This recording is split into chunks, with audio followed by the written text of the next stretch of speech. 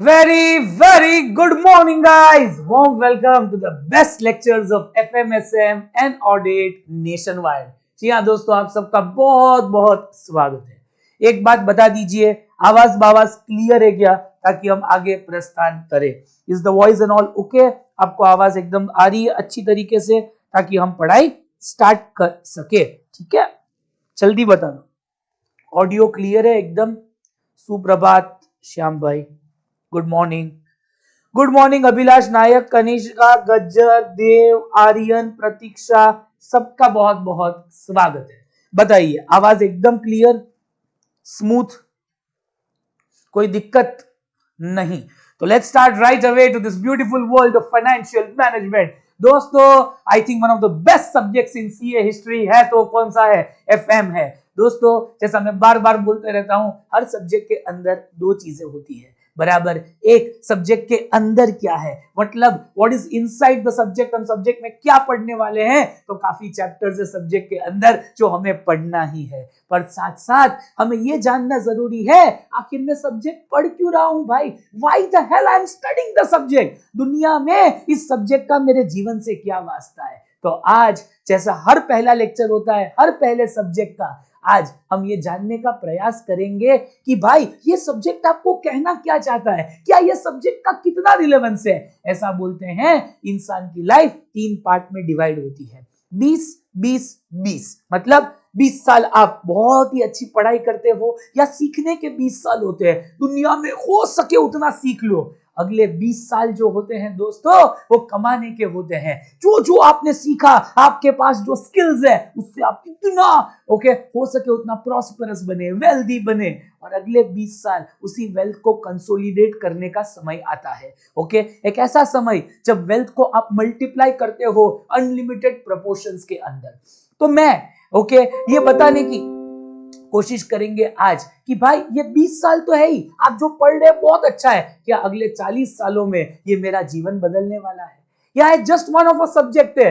Guys, आज ये बताने की कोशिश करेंगे कि एफएम क्या आपका जीवन ट्रूली बदल सकता है, कि ये खाली एक सीए के जैसे बहुत सारे सब्जेक्ट्स है, वैसा एक छोटा सा सब्जेक्ट है जिसको जगह मिली है सीए के सिलेबस के अंदर।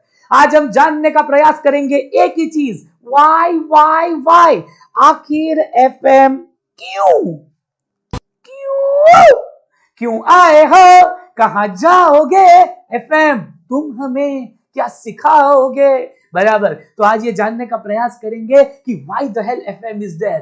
दोस्तों, जैसे बार बार बोलते रहता हूं, कोई भी सब्जेक्ट के अंदर हमें मार्क्स कब आते हैं, मार्क्स एक ही कारण से आते हैं, जब आपको सब्जेक्ट से प्यार होता है बराबर। तो आज वापिस एक बार एक ही चीज करेंगे, पूरा प्रयास करेंगे कि आपको ये सब्जेक्ट की जड़ समझ में आए, इस सब्जेक्ट का रूट समझ में आए, इस सब्जेक्ट का वजूद समझ में आए। और जब आपको वो समझ में आ गया ना, तो मुझे ज्यादा मेहनत नहीं करनी पड़ेगी, ऑटोमेटिक आपको प्यार होगा। और प्यार हुआ, इकरार हुआ, प्यार के बाद इकरार करवाना बहुत आसान है। आई नो, एक बार आपको सब्जेक्ट से प्यार हो गया तो मार्क्स तो आने ही वाले हैं। इसीलिए बोलते हैं जब भी कोई काम करो, जब भी कोई कार्य करो, वापिस एक बार, जब भी कोई काम करो, जब भी कोई कार्य करो, उसे ऐसे करो कि काम को गर्व हो आपने उसे किया है। दोस्तों, आज हम पढ़ाने जा रहे हैं तो ऊपर से गॉड भी थैंक यू बोलना चाहिए। एफएम आपने ऐसा पढ़ाया, और आपके लिए वो रिलेवेंट नहीं है। आपके लिए क्या रिलेवेंट है, साला नया सब्जेक्ट चालू कर रहे हैं, तो ऐसा होना चाहिए, इससे बेस्ट कोई सब्जेक्ट मुझे आता ही नहीं है। आप अंदर उतार लेना एफएम को, ठीक है, पर ये कब उतारेंगे, जब समझ में आए कि मीनिंग क्या होता है। चलो चालू करते हैं। 2 चीजों से बना ये पावन सब्जेक्ट। नंबर 1 दोस्तों, सब्जेक्ट है फाइनेंस। सर, फाइनेंस का मतलब क्या होता है? फाइनेंस का मतलब आपको स्क्रीन पे दिख रहा है, पैसा। पैसा होता है, क्रिप्टो होता है, स्टॉक मार्केट्स होता है, न जाने क्या क्या होता है। Finance is a broad term. अगर आपको पैसों से प्यार है तो पैसों से आशिकी करवाने आपको आ चुका है एफएम। दोस्तों, one of the nicest ever subjects जो आपकी लाइफ बदल सकता है। आगे बढ़ेंगे दूसरे वर्ड की ओर। फाइनेंस के साथ अब दूसरा वर्ड कौन सा है? मैनेजमेंट।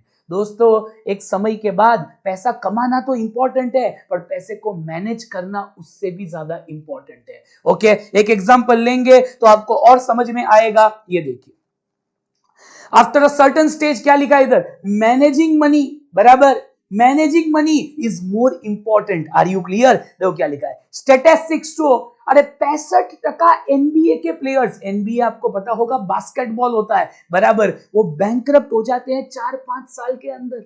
आपको नहीं पता तो एक एनबीए प्लेयर की सैलरी क्या होती है, 60 से 65 करोड़ एक सीजन के। आपको लगता है आईपीएल बहुत अमीर है, कभी महफिल में आई है, एनबीए एनबीए है दोस्तों, एनबीए के अंदर 65 करोड़ मिलते हैं, और अगर आप 5 साल एनबीए की सीजन खेलो तो कितना मिलता है, 320 करोड़ अप्रोक्सीमेटली मिलते हैं। इसके बाद आप इंसॉल्वेंट हो जाते हो। ऐसा कैसे हो सकता है? बिकॉज उनको सेकंड वर्ड नहीं आता दोस्तों। पैसा तो कमा लिया, पर पैसे को मैनेज करना उससे भी ज्यादा इंपॉर्टेंट होता है। आप बोले सर मेरा तो पैसा आना ही बाकी है, आएगा ना, क्यों नहीं आएगा? ये सीए करेंगे वो इंडिया का नहीं, अरे भाई वर्ल्ड के अंदर सबसे हार्डेस्ट कोर्स है, तो पैसा तो आने वाला है। बट एक समय के बाद अगर आपको एफएम नहीं आएगा तो आप इन्हीं की तरफ बैंकरप्ट हो जाओगे। आपको नहीं पता तो टॉप एनबीए के स्टार्स, ओके, 65% प्लेयर बैंकरप्ट हो जाते हैं। उनकी लाइफस्टाइल ऐसी होती है, डाइवोर्सेस होते हैं, कल्चर अलग होता है, ओके। आपको नहीं पता तो आपने वो देखा होगा माइकल जॉर्डन का द लास्ट डांस, ओके, बहुत ही फेमस वेब सीरीज है, नहीं देखा तो भी कोई बात नहीं, पर देखा है तो बताता हूं। उसके अंदर स्कॉटी पिपिन और डेनिस रॉडमैन आते थे, आज वो भी इंसॉल्वेंट हो चुके हैं। एक जमाना था जब सुपरस्टार डेनिस रॉडमैन आप नहीं जानते तो हर रोज एक नई लड़की के साथ हर रोज लफड़े, आपको नहीं पता इतना गंदा, ये क्या ही बोले। ये देखिए आपके सामने the big villain of NBA industry, Dennis Rodman आज इंसॉल्वेंट हो चुका है दोस्तों। स्कॉटी पिपिन तो कैसे बास्केट करता था पता है क्या आपको? खाली टच, इतना हाइटेड है, अरे इतना हाइट के ऊपर हाइट है, मतलब ऐसे खाली वो टच ही करता है ऐसे, मतलब मां कसम, ये क्या कर क्या रहा है, ऐसे इतना सही करता है। एंड आज वो भी इंसॉल्वेंट हो चुका है। एलन इवर्सन आपको नहीं पता, वो भी। कहने का मतलब है पैसा कमाना इंपॉर्टेंट है, पर पैसे को मैनेज करना उससे भी ज्यादा इंपॉर्टेंट है। किसी ने बहुत सही बोला है, managing money is much much much more important than earning money. दोस्तों आप कमा तो लेते हो पर मैनेज करना इंपॉर्टेंट है, पर हम ये नहीं पढ़ने वाले इस सब्जेक्ट के अंदर। ये तो मैं खाली आपको 2 चीजों का कॉन्सेप्ट पढ़ा रहा था। तो सर ये एफएम में नहीं आता, नहीं, ये तो इंडिविजुअल बातें हैं दोस्तों। हमें इंडिविजुअल की बातें नहीं करनी, हमें कंपनीज की बात करनी है दोस्तों। एफएम पढ़ के आप क्या बनोगे सर, ये तो मुझे बताइए। ओके मैं बताता हूं, सुनते रहना सुनते रहना।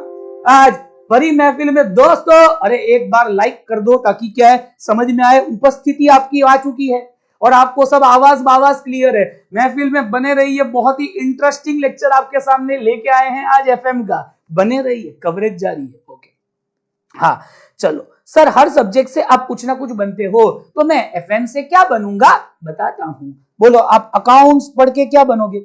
सर अकाउंट्स पढ़ के तो मैं सीए बनूंगा। नहीं, अकाउंटेंट बनते हैं, बराबर। सीए तो कुछ ही लोग बनते हैं, ओके, तो अकाउंट्स पढ़ के अकाउंटेंट बनेंगे। सर मैं टैक्स पढ़ के क्या बनूंगा?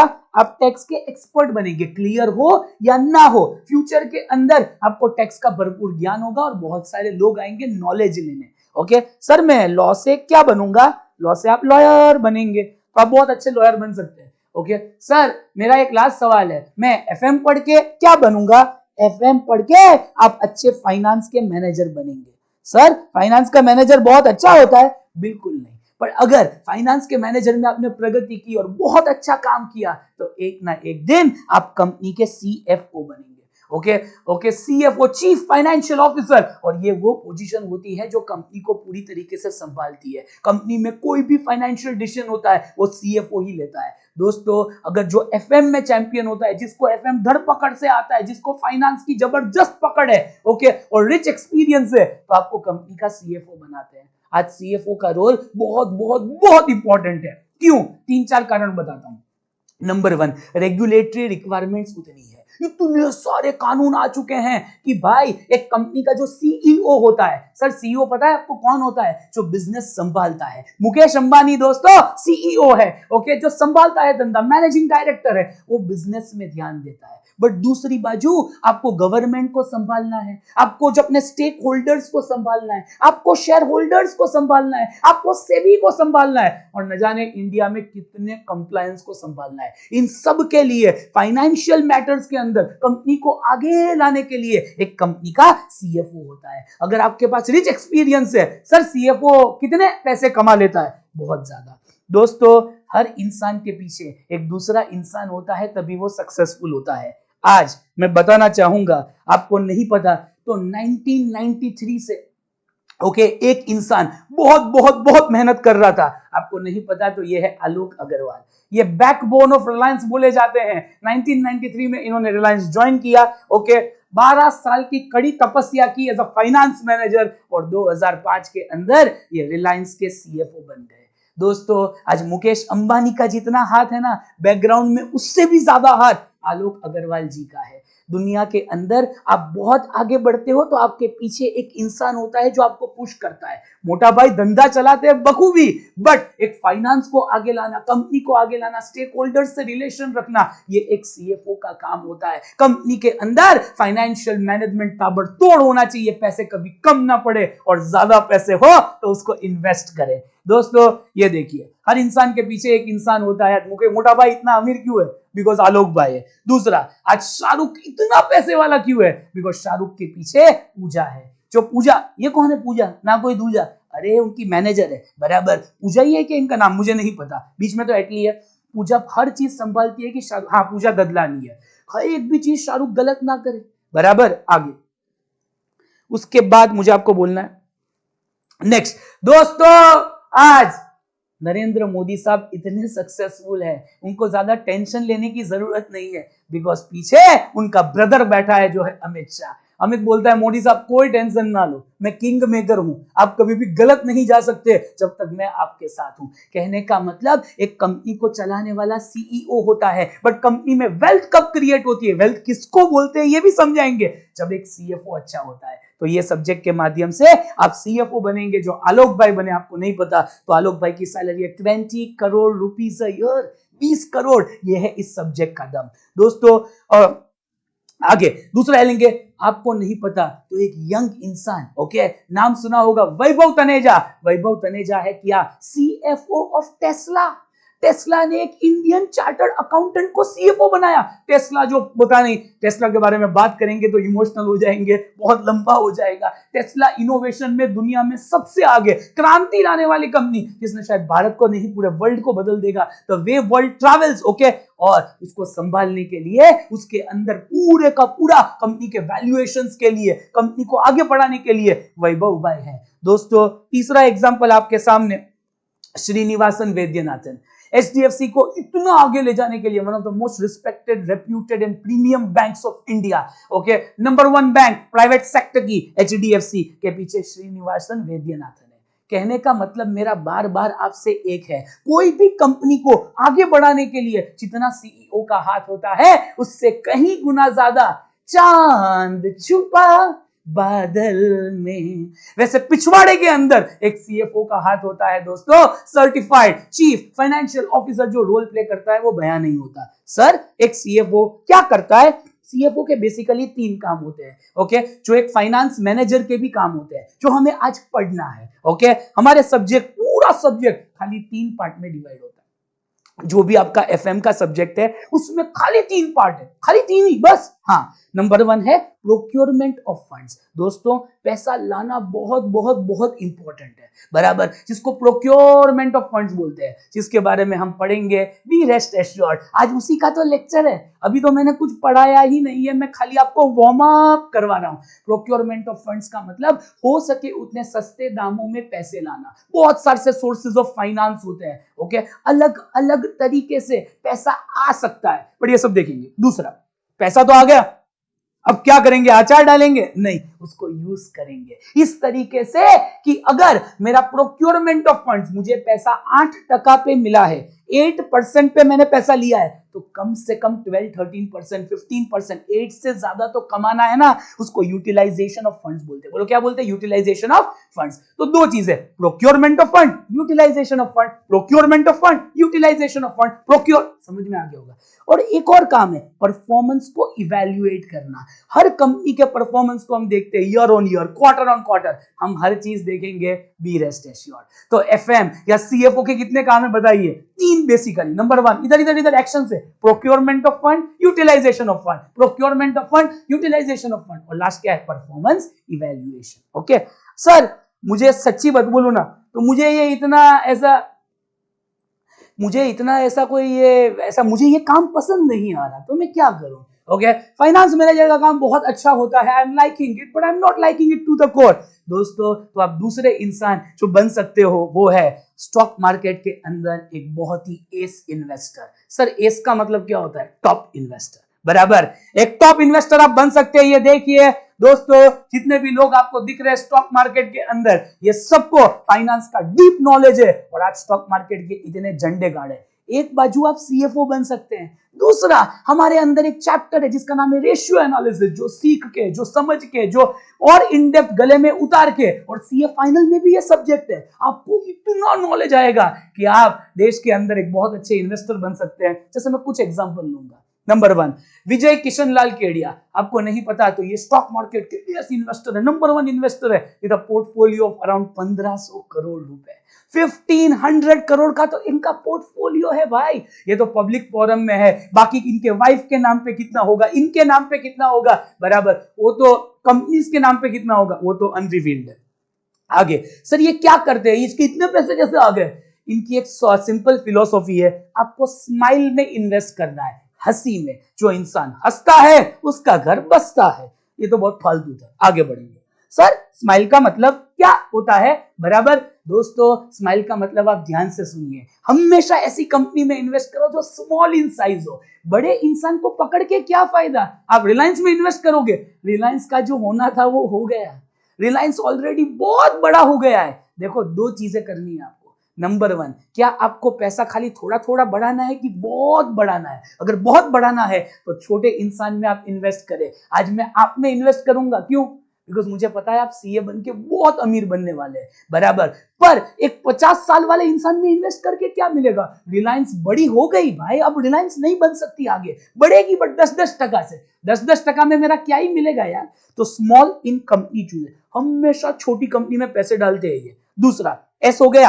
M, medium in experience. Medium का मतलब जिसको 10 साल का अनुभव हो, कम से कम 10 साल से वो वही धंधा कर रहे हैं, पी लू धंधे को पी चुके हैं, 10-12 इयर्स का जबरदस्त एक्सपीरियंस होना चाहिए उस कंपनी को। ऐसी कंपनी जो छोटी है, छोटी का मतलब 4-5 हजार करोड़ वाली। 4-5 हजार करोड़ तो बहुत बड़ा रकम हो गया, वो आपको लग रहा है बिकॉज आपने बड़ी कंपनी किधर देखी है। मैं एक एग्जांपल भी लूंगा तो आपको समझ में आएगा। लू ओके, आप अगर हाँ बोलोगे तो ही लूंगा, तो आप कमेंट के अंदर बारिश कर देना तो एग्जांपल लूंगा। आगे बढ़ते हैं। तीसरा क्या लिखा है? Large in aspiration.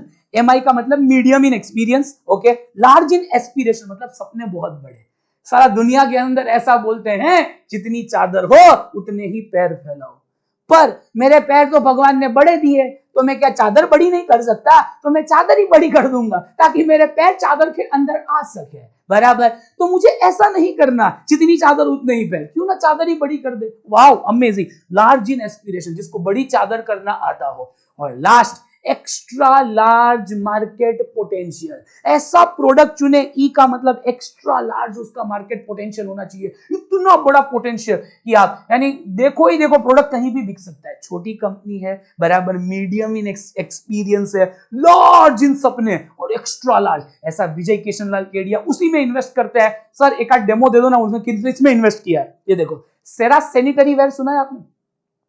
सेरा, अरे यार ये जो बाथरूम और ये सब आता है ना, उसके अंदर सैनिटरी, ओके, क्या बोलते हैं उसको मुझे नहीं पता। उन्होंने 2004 के अंदर सेरा के अंदर 2.5% कंपनी को उठा लिया। जब ये उठाते हैं तो ट्रक भर के पैसा डालते हैं। ट्रक भर के का मतलब इसी जगह पे पैसा डालते हैं जिससे लाइफ बदलती है। आप क्या करते हो? 2 लाख रुपए इन्वेस्ट किए, 5 लाख किए, 4 लाख। अरे 4 लाख के अगर डबल भी हो गए तो 4 लाख ही होंगे। 4 लाख में आपका जीवन कैसे बदलेगा? कुछ लोग क्या बोलते हैं, टाटा टेक्नोलॉजी का आईपीओ लगा, मजा आ गया, मजा आ गया। ढोकले 15,000 रुपए के आईपीओ में तुझे 20,000 मिले, 20,000 में लाइफ कैसे बदलेगी? आप बोले नहीं मेरी तो बदल जाएगी। अरे तो आपकी ही बदलेगी, हमारी तो नहीं बदलेगी। ये ट्रक भर के पैसा डालते हैं, इतना कि आप सोच नहीं सकते, बराबर। अरे ले ही रहे हैं तो पूरा लेंगे, लेवरेज भी लेंगे, लेवरेज का मतलब उधार भी लूंगा मैं, पर जब मैं पैसा डालूंगा पूरा डालूंगा। 2.5% पैसा डाल दिया किसमें? सेरा के अंदर। 2004 के अंदर सेरा, जब मार्केट बहुत डाउन था, आई थिंक 30-32 रुपए में विजय भाई ने लिया होगा सेरा, और सेरा का प्राइस कितना हो गया? 8,444। आज भी वो सेरा में है। 2004 से 2023 19 साल बीत गए दोस्तों। 19 साल लोगों की शादी नहीं टिकती, बट विजय भाई का शेयर जरूर टिकता है। वो बोलते हैं जब मैं इन्वेस्ट करता हूं तो लॉन्ग टर्म का मतलब क्या है? जब तक मरूं तब तक इन्वेस्ट करूंगा, और 16,400 गुना रिटर्न मिला है। अगर उसमें आप बोनस भी गिने, बराबर, वो फ्री शेयर्स भी गिने, अगर आप सब कुछ गिने, बोले 30 रुपए में मुझे डिविडेंड ही कितना आया है? शायद उस शेयर का डिविडेंड ही 200 रुपए। 30 रुपए का शेयर है, डिविडेंड ही 200 आया है, और मैंने अभी भी वो शेयर रखे हैं ट्रक भर के, थोड़ा थोड़ा बेचा है विजय भाई ने अभी के हाल ही के दिनों में। बट 16,400 करोड़, मतलब 1 करोड़ के 16,400 करोड़ खत्म ही हो गया। आपको समझ में आ रहा है दोस्तों? Welcome to the world of FM. ये तो एक छोटा सा एग्जांपल है। चलो, अब ये तो जो हो गया वो है। अब विजय भाई का आपको नया इन्वेस्टमेंट बताऊं कि मत बताऊं? सच्ची बोलो, जल्दी करो। अरे भाई, ये तो कहानी ऑलरेडी हो चुकी है, दिस इज ऑलरेडी पास। ये तो बड़ा हो गया। आप बोले सर इसमें तो क्या ही है, ये तो बड़ा हो गया ना, अभी क्या उखाड़ लेंगे? जल्दी बताइए, एक और बताऊं कि नहीं बताऊं? और थोड़ा जल्दी करना है भाई, टाइम नहीं है अपने पास, बराबर। एक तो समय बहुत कम होता है। एक और आपको लेटेस्ट वाला बता दूं विजय भाई ने जिसमें पैसे डाले, जल्दी करो प्लीज। ये मुझे मैसेज लेट आ रहे हैं क्या, कि क्या हो क्या रहा है? बता देता हूं, बराबर।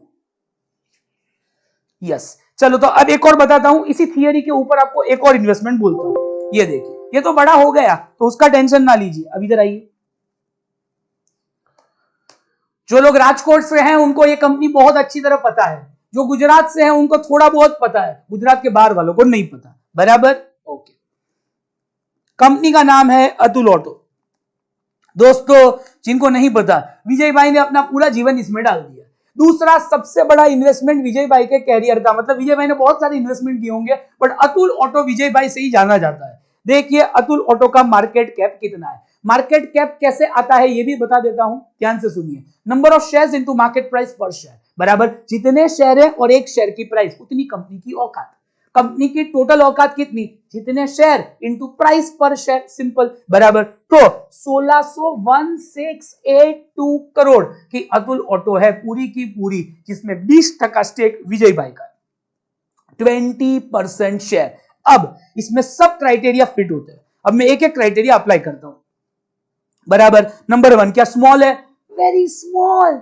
आपको लगेगा 1600 करोड़ बहुत बड़ी है, तो रिलायंस को देख लो 17 लाख करोड़ की है, चेक कर लेना, आगे बढ़ेंगे। सेकंड, मीडियम है। अरे 10 साल से अतुल ऑटो ही कर रहा है, शायद 10 से भी ज्यादा, 15 सालों से, मीडियम इन एक्सपीरियंस। थर्ड पे आ जाइए, लार्ज इन एस्पिरेशन। हर इंसान का एस्पिरेशन तो बड़ा ही होता है, अरे डंके की चोट पे आगे बढ़ूंगा। और एक्स्ट्रा लार्ज मार्केट पोटेंशियल। आप बोलिए करती क्या है? रिक्शा बनाती है। दोस्तों, अब मैं इन्हीं का कॉम्पिटिटर आपको ओपन करूंगा ताकि आपको समझ में आए कि अतुल ऑटो क्या बन सकता है। शायद बजाज ऑटो। बजाज वाले रिक्शा के चैंपियन है, जब से रिक्शा चालू नहीं हुई उसके पहले से बजाज बना रहा है। देख लो, तुम ही देखो ना। 1,70,000 करोड़ का बजाज बन चुका है। 1,70,000 करोड़, बिकॉज हर इंसान बजाज की रिक्शा यूज करता है। और फ्यूचर में क्या आने वाला है कौन बताएगा? ईवी का फुल फॉर्म बोल दो एक बार, इलेक्ट्रिक व्हीकल। दोस्तों, अगर अतुल ऑटो, अरे यार, अरे ये क्या हो गया? हाँ, अगर अतुल ऑटो 1682 का 16,820 भी हो गया, खाली 16,000 करोड़ की कंपनी भी बन गई, तो आपके पैसे तो 10 गुने बन गए। Game over guys. Electric vehicle में अगर अतुल ऑटो ने कुछ चमत्कार किया जिधर बजाज ना कर सका, बराबर, तो खत्म। दुनिया में सब लोग बोल रहे गाड़ी में इलेक्ट्रिक व्हीकल, गाड़ी में। विजय भाई बहुत शाना है, बोले रिक्शा नहीं चलाएंगे भारत में, तो रिक्शा चलेगी, बिकॉज भारत गरीबों का देश है, बराबर। हर एक के पास गाड़ी होगी ही नहीं। अगर 10% भी बड़ा हो गया, एक्स्ट्रा लार्ज साइज है रिक्शा की, मतलब बहुत बड़ा मार्केट है। ओके, तो खाली आपको एक हिंट दे रहे हैं, मतलब क्या आपको अतुल ऑटो में पैसे डालने चाहिए? बिल्कुल नहीं। आपका काम खाली पढ़ाई पढ़ाई पढ़ाई होना चाहिए। मैं खाली आपको समझा रहा हूं ये सब्जेक्ट क्या है। आगे बढ़ेंगे दोस्तों, दूसरा एग्जांपल लेंगे। आशीष भाई, आपको नहीं पता, बहुत ही स्मॉल इन्वेस्टर, ये भी छोटी कंपनी चुनते हैं बिकॉज छोटी ही बड़ी होती है, कभी बड़े लोग बड़े नहीं बनते, पर छोटे वाले बहुत बड़े बनते हैं। बड़े वाले भी बड़े बनेंगे बट 10% ओके। इनके भी जबरदस्त इन्वेस्टमेंट्स है, हमारे पास टाइम नहीं है डिस्कस करने को। सफारी इंडस्ट्री कोविड में पैसा डाला था, एक ये भी लंबाई लेते लेते हैं तो 10-20 करोड़ डाल ही देते हैं, 20 करोड़ भी डाले होंगे, मल्टीप्लाई करो, ये कम से कम 10 गुना हो गया। आपके सामने चार्ट दिखा रहा हूं, कुछ लोगों को क्या लगता है सर तो खुद भी फेंक रहे हैं, ऐसा थोड़ी ना होता है। चार्ट दिखा रहा हूं भाई आपके सामने, ये देखो कम से कम उन्होंने 500 रुपए में लिया था, आज 4,000 रुपए शेयर की प्राइस हो गई है, ऑलमोस्ट 8-9 गुना ये शेयर बढ़ चुका है। आपने 10 करोड़ भी डाले हो तो 90 करोड़ रुपए हो जाते हैं। Welcome to the subject which is going to change everything for you दोस्तों। इसीलिए बोलते हैं दुनिया में knowledge is the biggest asset. आगे राधा कृष्ण दमानी को कौन नहीं जानता, okay. As investor, HDFC bank में जबरदस्त इनका स्टेक है, ओके। और सबसे ज्यादा इनका स्टेक है खुद की ही कंपनी के अंदर, एवेन्यू सुपरमार्केट, डीमार्ट के ये ओनर है। 1,66,000 करोड़ इनकी वेल्थ होगी, बट आई थिंक 1 से 1.25 लाख करोड़, 1 लाख से 1,25,000 करोड़ तो खाली इनको डीमार्ट से ही आया होगा दोस्तों। डीमार्ट का मतलब एवेन्यू सुपरमार्केट जिसको आप बोलते हो, डीमार्ट के ये मालिक हैं और बहुत ही ज्यादा, जितनी बात करें उतनी कम। बाकी सब लोगों के अभी पोर्टफोलियो अच्छे हैं बट ये तो अद्भुत है, अपने आप में अपरिचित दोस्तों। तो आप ये भी फील्ड कर सकते हो बराबर। स्टॉक मार्केट्स भी एक होता है एफएम के अंदर, अगर आपको रेशियो समझ में आता है, एनालिसिस समझ में आता है, मार्केट्स की पकड़ है और आपकी पढ़ाई स्ट्रांग है, अभी कुछ नहीं करना है। दुनिया में पूरी लाइफ पढ़ी होती है, पर पहले 20 साल इतना सीखो, इतना सीखो, इतना सीखो, आगे 40 सालों में उस सीख को आपको अप्लाई करना है। बिकॉज अगर आप अभी कुछ कर भी लोगे तो कुछ पैसा ही नहीं बनेगा। आगे बढ़ते हैं, आई होप आपको इधर तक क्लियर है। अब वापिस आ जाइए, हमें इस सब्जेक्ट में क्या पढ़ना है दोस्तों। हमें एक अच्छा फाइनेंस मैनेजर बनना है, हमें एक अच्छा सीएफओ बनना है। और सीएफओ 3 काम करता है, जैसे मैंने बोला, procurement of fund, utilization of funds और परफॉर्मेंस इवैल्यूएशन। बोलो कितने काम? 3। एक और बार बोल दो, procurement of funds, utilization of funds और परफॉर्मेंस इवैल्यूएशन। अब हम पहले पे आते हैं जिसका नाम है प्रोक्योरमेंट ऑफ फंड्स। एकदम क्लियर? प्रोक्योरमेंट ऑफ फंड्स में 3 टॉपिक है, ये सब हमारे चैप्टर्स है by the way, so don't get worried, ये सब चैप्टर्स हम पढ़ेंगे एफएम के अंदर। नंबर 1, टाइप्स ऑफ फाइनेंसिंग बराबर। कितने तरीके हैं फाइनेंस करने के? बहुत सारे। सर मैं डेट इश्यू कर सकता हूं, मुझे पैसा चाहिए तो कितने तरीके बोलो। मेरे पास कंपनी हूं, मैं रिलायंस हूं, मुझे पैसा रेस करना है, डेट, मैं उधारी ले सकता हूं। नंबर 2, मैं शेयर्स इश्यू कर सकता हूं जिसको इक्विटी बोलते हैं, प्रेफरेंस शेयर इश्यू कर सकता हूं, मैं लोन ले सकता हूं बैंक से, या फिर मेरे क्रेडिटर्स मुझे उधारी पे देंगे। तो ये टाइप्स ऑफ फाइनेंसिंग पहला चैप्टर है। इतने टाइप ऑफ फाइनेंस मार्केट में अवेलेबल है, तो किधर किधर से पैसा आता है एक पूरा थियरी चैप्टर है, आईसीआई ने भरपूर ज्ञान आपको दिया है। दूसरे पे आ जाइए आप, कैपिटल स्ट्रक्चर। कैपिटल स्ट्रक्चर का मतलब क्या होता है? Arrangement of debt and equity. कितना डेट कितना इक्विटी, बोलो ज्यादा डेट अच्छा कि कम डेट अच्छा? जवाब जरूर दीजिएगा। डेट का मतलब बोरोड फंड्स, उधारी जिसको बोलते हैं उसको डेट बोलते हैं, और मेरे पैसे को इक्विटी बोलते हैं। ये मैं एक डाउट भी क्लियर करना चाहता हूं, इक्विटी का मतलब खाली मेरे पैसे नहीं, मेरी कंपनी में बहुत लोग इन्वेस्ट करते हैं बराबर, वो भी इक्विटी का ही पार्ट होता है। इक्विटी के अंदर प्रमोटर का मतलब जो धंधा चालू करे, जो ओनर्स होते हैं उनके भी पैसे होते हैं, बट मैं अगर रिलायंस में इन्वेस्ट करूं तो मैं भी क्या हो गया? इक्विटी का ही पार्ट हूं। ओके, एग्जांपल दिखा दो, इधर देखिए, एकदम ध्यान देना, एकदम ध्यान देना, हर चीज प्रैक्टिकल पढ़ेंगे। भारत के ऐसे क्लासेस जिसमें सब कुछ आपको देंगे प्योर प्योर प्योर प्रैक्टिकल, चाहो तो भी भूल ना सको। इधर आ जाइए, मैं एक डीमार्ट को ही ओपन करता हूं, एवेन्यू सुपरमार्केट, ये देखिए। अब आप इधर आओगे, नीचे दिया होता है, ये देखो, जो 100% ओनरशिप है डीमार्ट की, जिसमें प्रमोटर्स का कितना है? ये रहा 74.64%, मतलब ओनर के हाथ में ही 74% है। तो खाली वो इक्विटी नहीं हुआ, ओके। एफआईआई, डीआईआई, ये भी लोग होते हैं, foreign institutional investor, direct Indian institutional investor. दोनों का फर्क बताऊं कि नहीं बताऊं? बताओ ना सर। बाहर की विदेशी एजेंसीज, ओके, जो इंडियन मार्केट में इन्वेस्ट करती है उसको एफआईआई बोलते हैं। आप म्यूचुअल फंड में पैसा डालते हो ना, म्यूचुअल फंड सही है, वो लोग डाले उसको डीआईआई बोलेंगे, डायरेक्ट इंस्टीट्यूशनल इन्वेस्टर। और ये पब्लिक, देखो 9% शेयर डीमार्ट का पब्लिक के पास है, आम आदमी, बराबर, तो ये भी क्या हो गया, इसी को भी हम इक्विटी ही बोलते हैं। ओके, बोरोड फंड्स का मतलब जो बाहर से लिया, तो इक्विटी में खाली ओनर का पैसा नहीं आता, आपका और मेरा भी आता है। ओके, ये सब तो आपको पता होगा बट तो भी समझा रहा हूं। ओके, आगे बढ़ेंगे। तो कैपिटल स्ट्रक्चर कैसा होना चाहिए, बोलो डेट या इक्विटी, बोरोड फंड ज्यादा चाहिए कि खुद के? ए भाई आप बताओगे कि नहीं, जल्दी जल्दी बोलिए, डेट और इक्विटी में कौन सा ज्यादा चाहिए, डेट ज्यादा कि इक्विटी ज्यादा, बताइए फास्टम फास्ट, कर क्या रहे हो आप?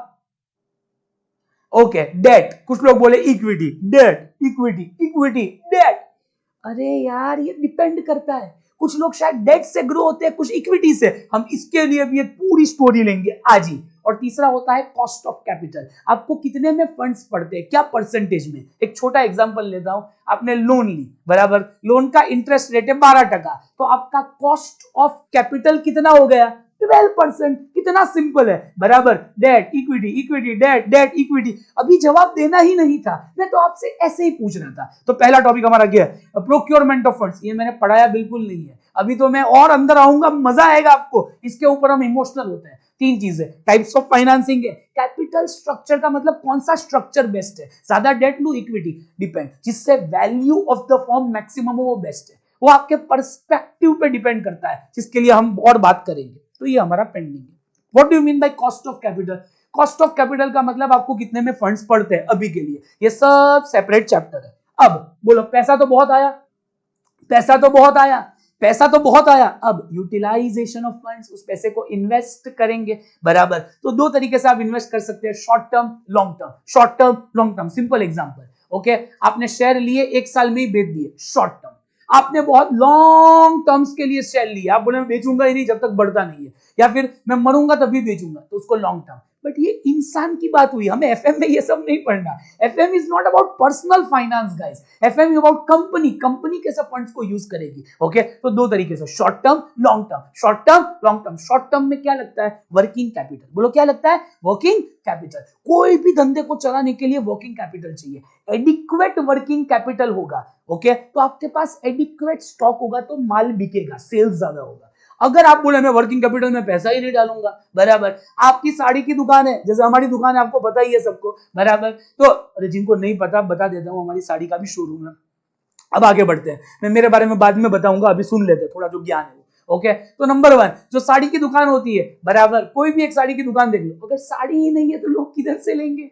आप तनिष्क के शोरूम में चले गए, ये मुझे एक काम करो ना, ये दिखाओ ना, आप करो मुझे सेट दिखाओ, मंगलसूत्र दिखाओ, कड़ा दिखाओ, कुछ भी, बोले साहब अभी है पर 2 पीस ही है, 1 सेकंड में आप निकल जाओगे, बराबर। तो धंधे में पैसा ब्लॉक रखना जरूरी है, एडिक्वेट वर्किंग कैपिटल होना चाहिए ताकि मेरे पास स्टॉक हो, और स्टॉक होगा तो सेल होगा। तो ये फाइनेंस मैनेजर का काम है कि एस्टिमेट करना कितना वर्किंग कैपिटल लगेगा, जिसके लिए हमें पूरा चैप्टर है, तो निश्चिंत रहिए। ओके, दूसरा, अब लेस वर्किंग कैपिटल रखा तो लेस स्टॉक, तो लेस सेल। सर बहुत ज्यादा ही रख दूंगा वर्किंग कैपिटल में तो ताकि धपाधप सेल हो, ओवर स्टॉक भी जरूरी नहीं है भाई, ओवर स्टॉक होगा तो लॉस ऑफ फंड्स होगा, माल ऐसे ही पड़े रहेगा, आपका अपॉर्चुनिटी लॉस है, आप कहीं और इन्वेस्ट कर सकते थे। तो सर कितना स्टॉक होना चाहिए ये आपको डिसाइड नहीं करना, एक फाइनेंस मैनेजर डिसाइड करेगा, बी रेस्ट एश्योर्ड। आगे उसके बाद डिविडेंड डिसीजन है, बराबर, डिविडेंड, देखो ये भी शॉर्ट टर्म के अंदर 2 चीजें आती है, वर्किंग कैपिटल और दूसरा डिविडेंड। मैं डिविडेंड दूं या खुद ही पैसे इन्वेस्ट करूं, जो आप पैसा कमाते हो, एक कंपनी का पैट है, प्रॉफिट आफ्टर टैक्स, 100 करोड़, बोलो डिविडेंड देना चाहिए कि कंपनी को री इन्वेस्ट करना चाहिए, आपके मुताबिक कौन अच्छा है, आपके मुताबिक कौन अच्छा है?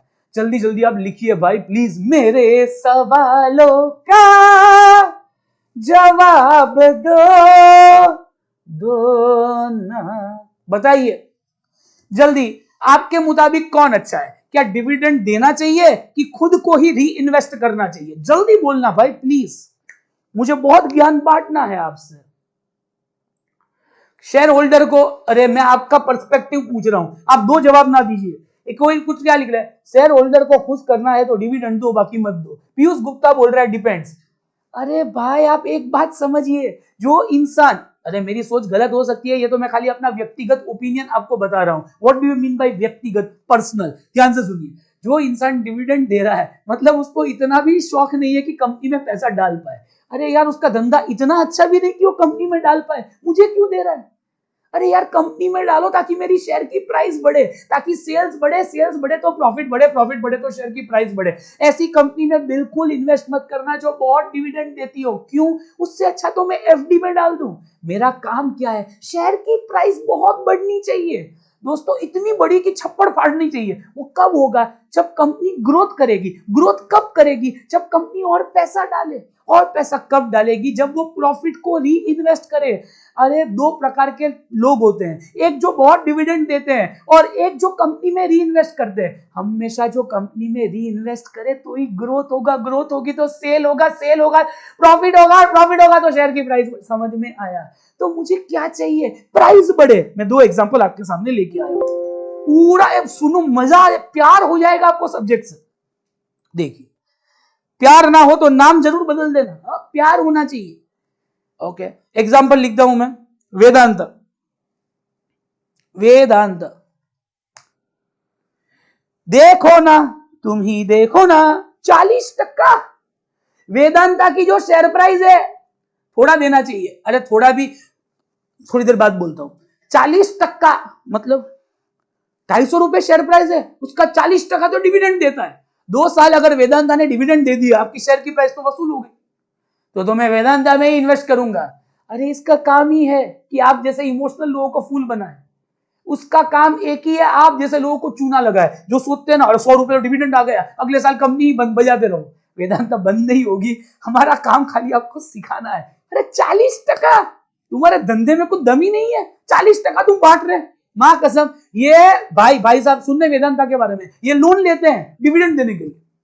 डिविडेंड देने के लिए लोन लेते हैं, बाद में इंटरेस्ट के भी पैसे इनके पास नहीं होते। आप सोचो कितना खराब फाइनेंशियल मैनेजमेंट। मतलब उनको एक लेक्चर भी एफएम का नहीं सुना होगा। समझ में आया मैंने क्या बोला? एक और बार बोल दूं।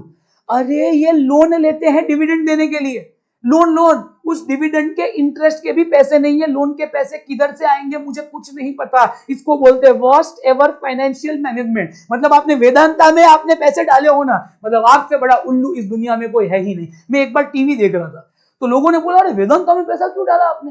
वेदांता क्या है?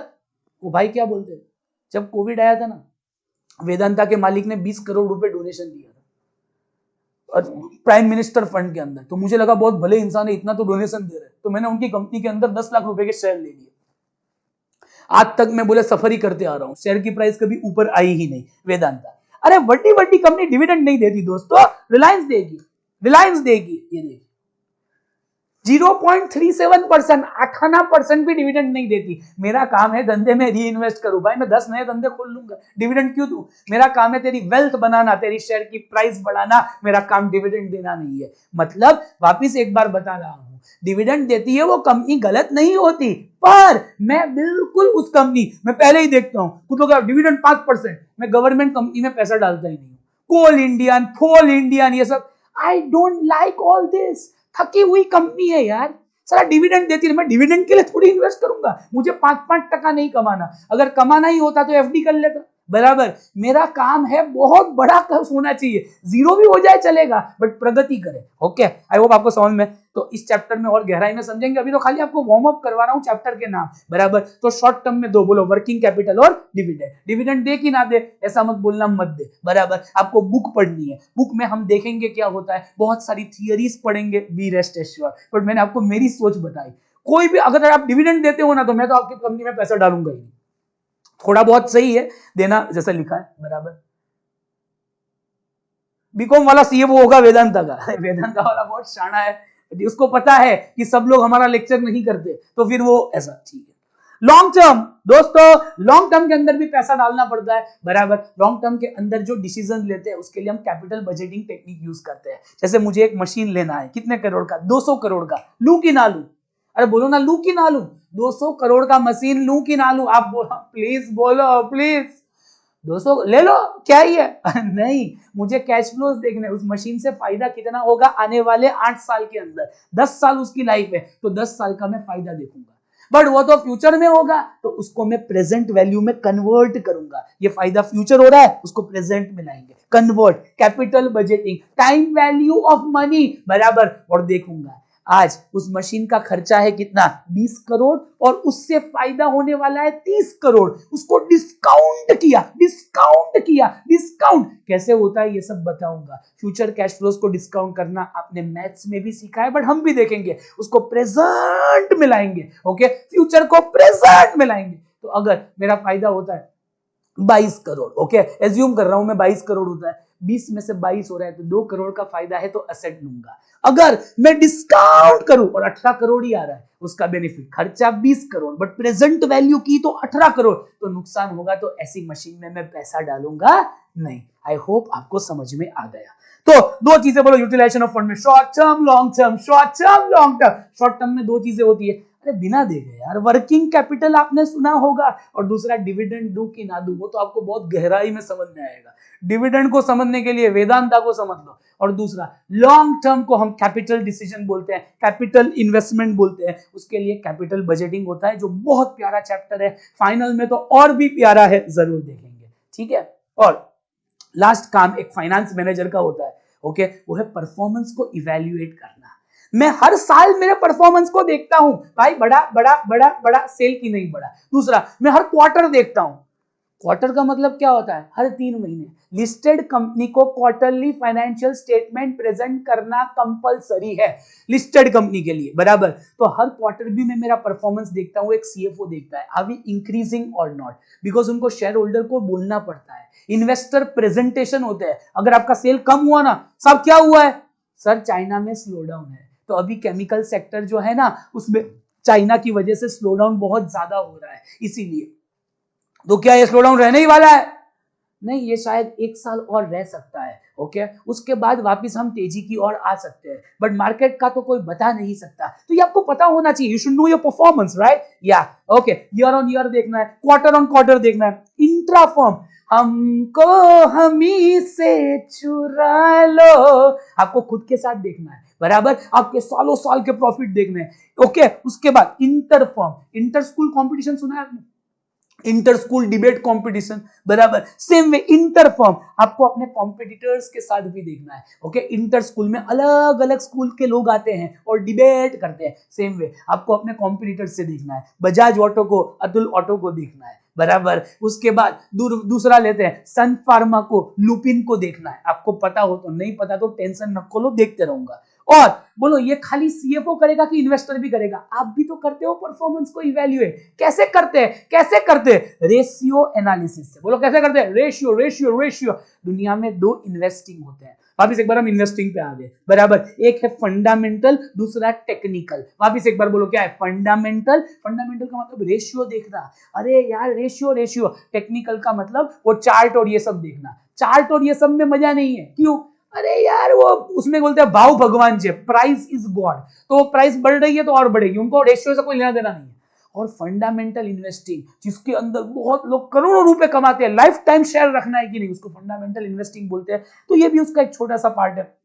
फंडामेंटल इन्वेस्टिंग के अंदर क्या होता है पता है? एक गुजरात, सबसे ज्यादा गुजरात के लोग इन्वेस्टिंग में मानते हैं, अब तो पूरा भारत ही मानता है, बट पहले क्या था, खाली गुजरातीज ही होते थे। तो गुजरात के बहुत डायलॉग फेमस है इन्वेस्टिंग के लिए। जैसे एक डायलॉग क्या है, इसमें लिखा है, भाव अने भाव बन्ने जोવું બહુ જરૂરી છે। What do you mean by this line? वापस एक बार बोलता हूं, भाव अने भाव बन्ने जोવું બહુ જરૂરી છે, मतलब अरे you have to see the भाव। भाव मींस व्हाट? प्राइस। प्राइस को जरूर देखें जब आप इन्वेस्ट करो। बड़ा पैसा कब बनेगा? जब मार्केट में सब लोग नेगेटिव है, सब कोविड में लगा जैसे दुनिया ही मर जाएगी, मैं भी मर जाऊंगा, मेरे घर वाले भी मर जाएंगे, सब मर जाएंगे, तब आपको पैसा डालना है, बिकॉज कोई मरता नहीं है, और मर भी गया तो दुनिया किसी के लिए रुकती नहीं है दोस्तों। ये देश ऐसा है जिसमें एवरेज एज 28 साल है। भारत की स्टोरी अभी चालू हुई है, और भारत के अंदर अच्छे दिन नहीं, बहुत अच्छे दिन भी नहीं, और मेगा अच्छे दिन आने वाले हैं अगले 10 सालों के अंदर। इंडिया क्या भाव देखना जरूरी है, जब भी मिले आप सस्ता लो, ओके। और आपका समय तो अब चालू। भाव का मतलब प्राइस। दूसरा भाव का मतलब इमोशन। इमोशन देखना भी जरूरी है। दुनिया में खाली प्राइस ना देखे, इमोशन। वॉरेन बफेट बहुत ही अच्छा बोलते हैं, always buy when others are okay, always be fearful when others are greedy and always be greedy when others are fearful। Sir इसका मतलब समझ में नहीं आया। जब दुनिया में सब लोगों को लग रहा है बेचो बेचो बेचो बेचो बेचो कोविड के अंदर, तब आप लो लो लो लो लो। जब सबको लग रहा है लो लो लो लो लो, तब आप बेचो। अगर आप ऐसा करोगे तो सक्सेसफुल होंगे, बिकॉज 5% लोग 10% लोग ही पैसा बनाते हैं, बाकी 90% मार्केट को दान कर देते हैं। तो ये टेक्निकल फंडामेंटल इन्वेस्टिंग हम जरूर देखेंगे। कैसे देखेंगे? रेशियो के चैप्टर से, कौन से रेशियोज रिलेवेंट है, कौन से रेशियो पे पैसा डाले। तो भाव અને भाव બંને જોવું જરૂરી છે। What do you mean by भाव? फर्स्ट भाव is price and second is the emotion you have to see. Okay, what is the market behaving, what are the situation, what are the sentiments at that time, दोनों को देखना जरूरी है। आगे बढ़ सकते हैं क्या? जड़ी लगा दो भाई। Okay, oh my God. अब तो मैं वापिस एक बार, 3 काम है, जल्दी बोलो इधर इधर। मेरी और procurement of fund, utilization of fund, procurement of fund, utilize, और लास्ट क्या है? Performance evaluation. बोलो क्या है? Performance evaluation. तो ये 3 काम एक एफएम वाले के होते हैं, फाइनेंस मैनेजर। अब मैं पहले काम की और इमोशनल होऊंगा। बहुत सारी कहानियां लेके आपके समक्ष महफिल में आए हैं। क्या आप रेडी हो? जल्दी बताइए, आप रेडी हो, एक्साइटेड हो? और एक बार लाइक बटन दबा दो ना, दबा दो। जितने लोग हैं मां कसम उतनी लाइक करना बहुत बहुत जरूरी। बहुत ही अच्छी स्टोरी पे आ रहे हैं। क्या आप रेडी हो? जल्दी बताइए, आर यू रेडी? दोस्तों, प्रोक्योरमेंट ऑफ फंड्स को और गहराई में समझेंगे आज इस महफिल के अंदर, तो बने रहिए जरूर। ओके, कहानी लेके आए हैं आपके सामने जोमेटो की। एक इंसान कितना बड़ा बन सकता है एफएम सब्जेक्ट के माध्यम से, उसकी स्टोरी लेके आज आपके समक्ष हम आ चुके हैं। नंबर 1 दोस्तों, दीपेंद्र गोयल। आपने नाम तो सुना ही होगा। दीपेंद्र गोयल वो इंसान है जिसने जोमेटो को चालू किया था। ओके, एक शॉर्ट हिस्ट्री आपको बता दूं दीपेंद्र गोयल के बारे में। ओके, इसने पहले फूडी बे चालू किया था। कौन से साल में? 2008 के अंदर फूडी बे का आगाज होता है। फूडी बे आपको नहीं पता तो रेस्टोरेंट और रिकमेंडेशन, ये रेस्टोरेंट को रिकमेंड करता है आपके एरिया में कौन सी रेस्टोरेंट बेस्ट है, और उनके मेन्यू स्कैन होते हैं। देखो, जीवन कैसे चालू होता है और आप क्या बन जाते हो, दोनों के बीच में बहुत फर्क होता है। वापिस एक बार, ओके, उन्होंने खाली रेस्टोरेंट से चालू किया था, वो रेस्टोरेंट के फोटोज आते थे, उनका मेन्यू आता था। 2008 में ये और उनका फ्रेंड पंकज।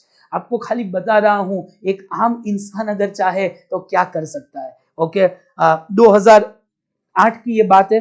अब आपको एक और बात आपको बताना चाहता हूं, ये तो बताना भूल ही गया। एक वीडियो देखते बहुत मजा आएगा आपको। आपको ये नहीं पता तो इसने जब चालू किया या आज भी, ओके, इसको बोलने में अचकता है, ही कैन नॉट स्पीक। दोस्तों, मतलब आप उससे 5 मिनट बात करो ना तो 3 बार स्टैमर करेगा। एक स्टैमर करने वाला लड़का अगर आज इस मुकाम तक जोमेटो का मालिक बन सकता है तो इस दुनिया में कुछ भी हो सकता है। और भारतीय कैपिटल मार्केट्स में उतना दम है कि अगर आपके आइडिया में है दम तो इंडिया दिखाएगा दम। ओके, अब देखिए दोस्तों, मैं आपको सुनाना चाहता हूं, ये आपको समझ में आए कि ये इंसान क्या होते हैं और क्या बनते हैं। देखिए, आवाज आ रहा है? बताओ। My basics are that I just don't want to fail. नहीं, ये नहीं है। जोमेटो का ओनर स्टैमर करता है, ये देखिए।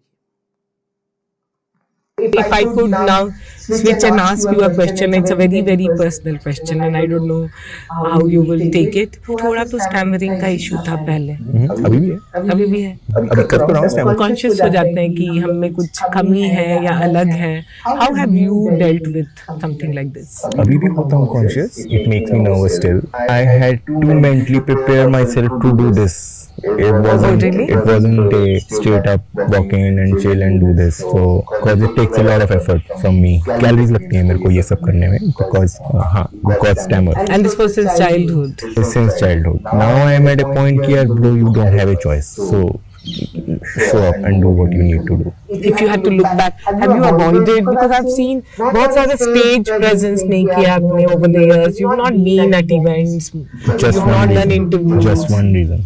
Because of this, do you do something to overcome this thing in your mind? Can't do much about it. I think a lot of it has to do with how calm I am. So if I'm speaking slowly, I'll be fine. You know that. There are a couple of syllables which I get stuck at. I consciously try to avoid those while I'm talking, and there's years of practice doing that as well. तो बच जाता हूँ more or less, but You just have to smile. calories लगती हैं. Pankaj and I both used to stammer. देखो ना, पंकज और ये इसका फ्रेंड है जिसने चालू, किसने सोचा होगा कि एक दिन 1,00,000 करोड़ की कंपनी बनेगी उस इंसान से जो स्टैमर करता है, ढंग का बोल भी नहीं सकता।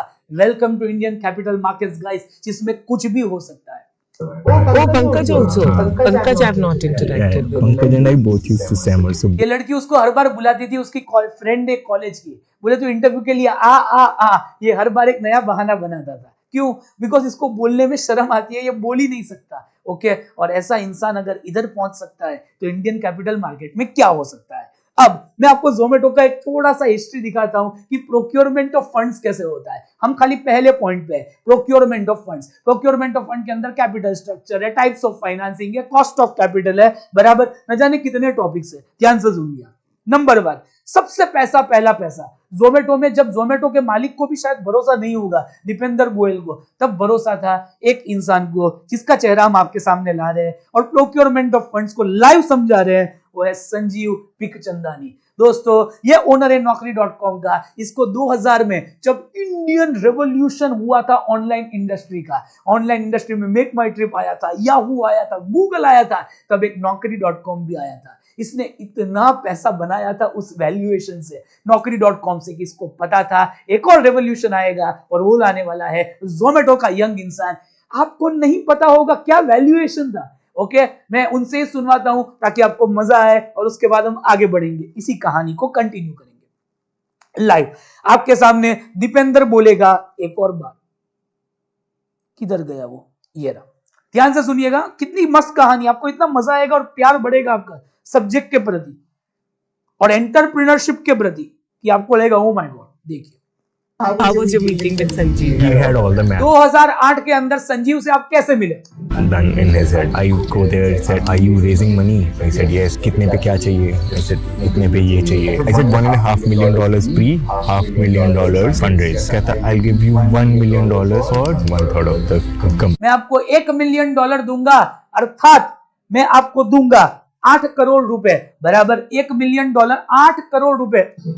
And I said, okay, fine, let's do it. I think life, whenever it changes, it changes in seconds, for the good or for the worse. If there are prolonged periods of stress, then it's on you because you are overthinking that stress. And if there are prolonged periods of happiness, even then it's on you because you're not digging hard enough to understand what might be wrong. I think staying like neutral, not too happy, not too sad, reality में रहना is the key. Okay, अब मैं ज्यादा आपसे बात नहीं करूंगा, direct आते हैं इसके वैल्यूएशन पे। इन्फोएज ने 33% पैसा दिया, इसने डबल मांगा था। इन्फोएज ने बोला हाँ या ना, 8 करोड़ रुपए दूंगा। कंपनी का वैल्यूएशन आपका 33% कंपनी मेरी, अभी के अभी आपको पैसे की जरूरत है, आपका कुछ चल नहीं रहा, मैं आपको 8 करोड़ देता हूं, खाली मैं आप में इन्वेस्ट कर रहा हूं। संजीव ने ऐसे 8 करोड़ बहुत लोगों को दिए होंगे। 33% कंपनी मेरी, हाँ या ना। जोमेटो वाले ने एक मोमेंट भी नहीं सोचा कि मैं क्या बनाने वाला हूं, उसने डायरेक्टली दे दिया। उसको कभी कभी पूछा जाता है, डू यू रिग्रेट कि आपने इतना 33% पहले ही दे दिया? बोले रिग्रेट की तो क्या बात है, शायद वो 8 करोड़ नहीं आते तो मैं आज इधर बैठा नहीं होता। 8 करोड़ के कितने हो सकते हैं, एक बात बताइए, आज तो आप बता ही दो, 8 करोड़ के कितने होते हुए देखा है? 8 करोड़ का मतलब कंपनी का वैल्यूएशन है 24 करोड़, बराबर 33% स्टेक उसका हुआ ना, तो बोलो 33 यानी 8, तो 100 यानी कितना, 24, 8 3 24। 24 करोड़ के कितने होते हुए देखे हैं आपने लाइफ में? 48 करोड़, 240 करोड़, 2400 करोड़, 24,000 करोड़ नहीं दोस्तों। एज वी स्पीक आज जोमेटो का वैल्यूएशन है 1,08,000 करोड़, 1,08,000 करोड़ रुपीस का वैल्यूएशन है। वो 8 करोड़ के क्या हो गए, ये शायद जोमेटो के। और जो संजीव बिखचंदानी के पैसे थे 8 करोड़, उसके अगर हम बात करें 35,000 करोड़ हो गए। Welcome to Indian capital markets where anything and everything is possible. 4-5 times grow हो चुका है ये 10 सालों के अंदर, सॉरी 12-13 साल के अंदर, 13 साल के अंदर 4,500 गुना रिटर्न मिला है उस संजीव भाई को। यह है स्टोरी इंडियन कैपिटल मार्केट की, यह है स्टोरी प्रोक्योरमेंट ऑफ फंड्स की। दुनिया के अंदर इतना रिवॉर्ड खाली एक ही इंसान को मिलता है, इक्विटी शेयर होल्डर को, बिकॉज उसका रिस्क भी अनलिमिटेड होता है। बराबर सर, तो उन्होंने लोन इश्यू किया होता तो उस जमाने में उनको पता ही नहीं था चलेगा कि नहीं, इंटरेस्ट के पैसे किधर से आएंगे, फंड्स ही नहीं था। खाली एक इंसान आपको ग्रो कर सकता है, वो है इक्विटी। इक्विटी देख के देखो क्या हुआ। अब देखिए, अब मैं आपको 2 स्टोरी कंटिन्यू करूंगा, आपको और मजा आएगा। जैसे ही 2010 में इनके पास पैसे आए, जोमेटो इधर कंटिन्यू हुआ। अब इधर आ जाइए, ओके, मैं इधर उधर शिफ्ट करते रहूंगा, आपको मजा आएगा। 2 टॉपिक हम देख रहे हैं live, first time in India, procurement of fund, utilization of fund. Procurement हुआ, अब उसको मैंने कैसे यूटिलाइज किया। 2010 के अंदर जैसे ही संजीव ने पैसे दिए, इन्होंने 8 करोड़ से किधर गए, यूके गए, यूएस गए, फिलीपींस गए और यूटिलाइज किया। जोमेटो की ब्रांड बनाई, अब्रॉड में गए, बहुत फेमस हुए, दबा के फेमस हुए। उतनी ही देर में वापिस पैसे खल्लास, पैसे ओवर, ओके। पैसे जैसे ही खल्लास हुए, नवंबर 2013 के अंदर जिसने पैसे डाले हैं अन एकेडमी के अंदर, जिसने पैसे डाले हैं पीडब्ल्यू के अंदर, जिसने पैसे डाले हैं न जाने कितने स्टार्टअप के अंदर, उबर के अंदर, ओला के अंदर, आप स्टार्टअप का नाम लो, इंडिगो पेंट्स के अंदर, वो आ गए। सबसे बड़े इन्वेस्टर दोस्तों, श्रूड इन्वेस्टर सिकोया ने बोला हमें और 23%। इस भाई को लालच ही नहीं थी। जोमेटो वाले ने बोला है मैं बिग पिक्चर देख रहा हूं, big picture, the way India eats, I want to change that. और मैंने अगर ये चेंज कर दिया ना, तो मेरे पास तो पैसा बचने ही वाला, लालची नहीं था, उसको पता था हम डेट से ग्रो नहीं करेंगे, इक्विटी डाइल्यूशन करते गया। डाइल्यूशन का मतलब अपना शेयर बेचते गया और उसको वापिस आए कितने, 296 crore. By this time company की वैल्यू 1200 करोड़ हो गई थी।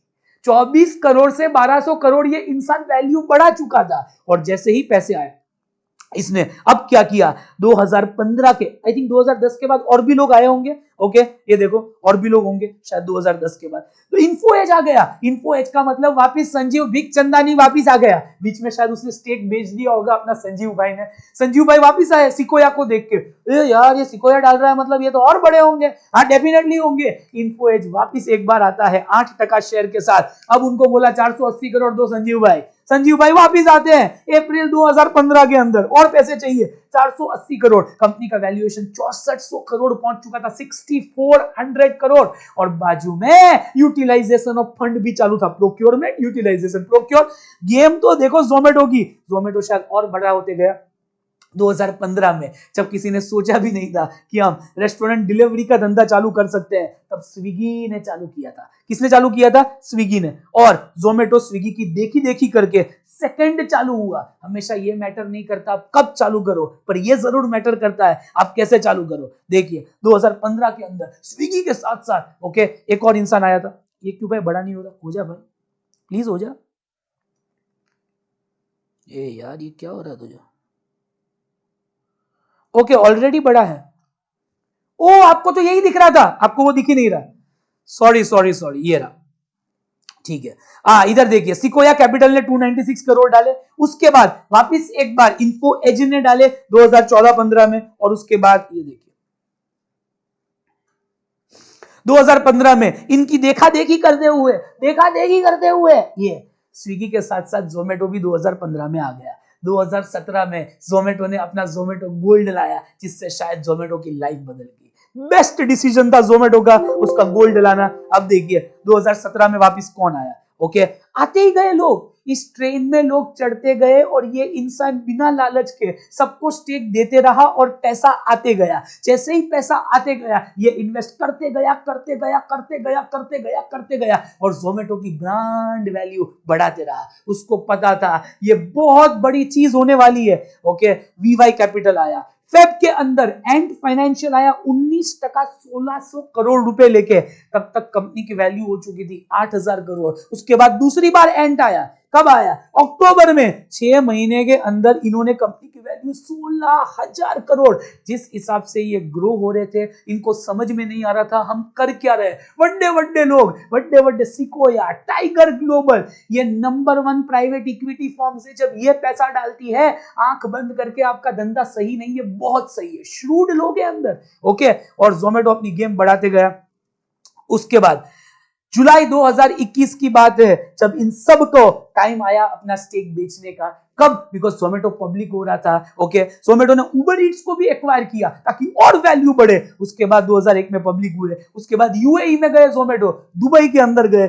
जून 2022 में ओके उनके पास बहुत बड़ी ब्रांड हो चुकी थी और इसकी वाइफ का धंधा चल नहीं रहा था, ऑलमोस्ट बंद हो रहा था। हाँ, आपको नहीं पता जोमेटो की वाइफ का नाम है ब्लिंकिट। ओके, उसकी वाइफ है तो ब्लिंकिट चलाती है। ब्लिंकिट बंद ही होने वाला था। ये बोले कोई बात नहीं, मैं तुझे भी उठा लेता हूँ, पैसे अपने बाप के थोड़ी है, इन्वेस्टर के ही तो है, बराबर। इन्वेस्टर के पैसे से और मजे करेंगे, बराबर। और आए और इन्वेस्टर के पैसे उन्होंने डाले ब्लिंकिट के अंदर, बहुत हाई वैल्यूएशन दिया ब्लिंकिट को। बट ये इंसान ने शायद इतने टाइम में इतने पैसे कमा के दिए थे तो किसी ने शायद कुछ नहीं बोला। और फाइनली आज हम बात करें तो एक सपना जो एक इंसान ने देखा था 2008 के अंदर, जोमेटो प्रॉफिटेबल हुआ और 1,08,000 करोड़ की कंपनी बनाई। इसको बोलते हैं procurement of fund, utilization of fund.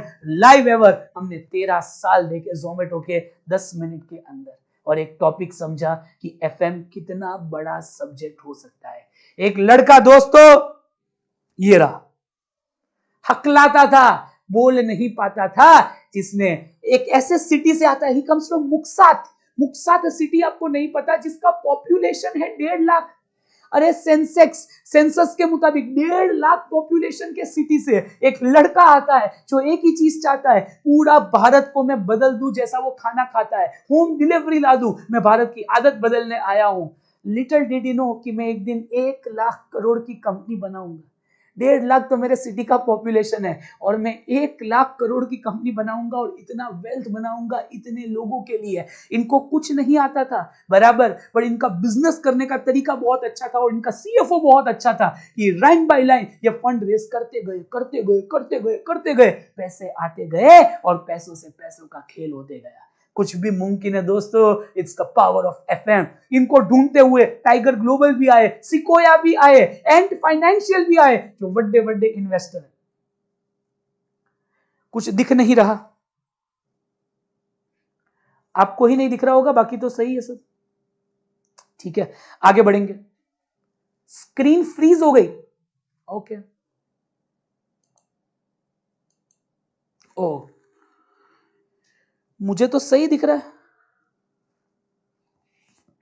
Okay, सही है। क्या पता 1 सेकंड के लिए कुछ हो गया होगा, ठीक है। अब हम आगे बढ़े क्या दूसरी कहानी की ओर। दोस्तों ये पूरी तरीके से एक तरीके से ग्रो हुए, इक्विटी। जोमेटो का आज भी आपको दिखाता हूं। जोमेटो जो एक जमाने में 24 करोड़ की कंपनी थी, सर दीपेंद्र का क्या हुआ? इनके पास कुछ शेयर बैर है कि सब कुछ नौकरी पे ही है? लाइव देख लेते हैं, मुझे भी नहीं पता। जोमेटो जब मैं लिखता हूं, आज इनका वैल्यूएशन 1,08,000 करोड़ था जब ने ये रिसर्च किया, तब हमारी टीम ने। आज 1,03,000 करोड़ है, शेयर की प्राइस थोड़ी डाउन हो गई है, 1,03,000 करोड़। और देखते हैं जोमेटो के ओनर के पास 1 लाख करोड़ में से कितने लाख करोड़ है। ये देखो एफआईआई, आज भी ये तो है ही अपना ये खास कौन, संजीव तो आज भी होगा। संजीव किधर गया? इन्फो एज, आज भी संजीव के पास 13% मालिकाना हक है। मतलब 1 लाख करोड़ का 13%, 13,000 14,000 करोड़ लेके संजीव भिख चंदानी अभी भी बैठा हुआ है, जोमेटो का बहुत बहुत बहुत बड़ा इन्वेस्टर, जिसने न जाने किधर से इस मुक्सार के लड़के पे इतना विश्वास दिखाया, बराबर। पंजाब के छोटे सिटी से आते हुए, मुझे देखना है इनके पास कोई पैसा है क्या? नहीं, हाँ है।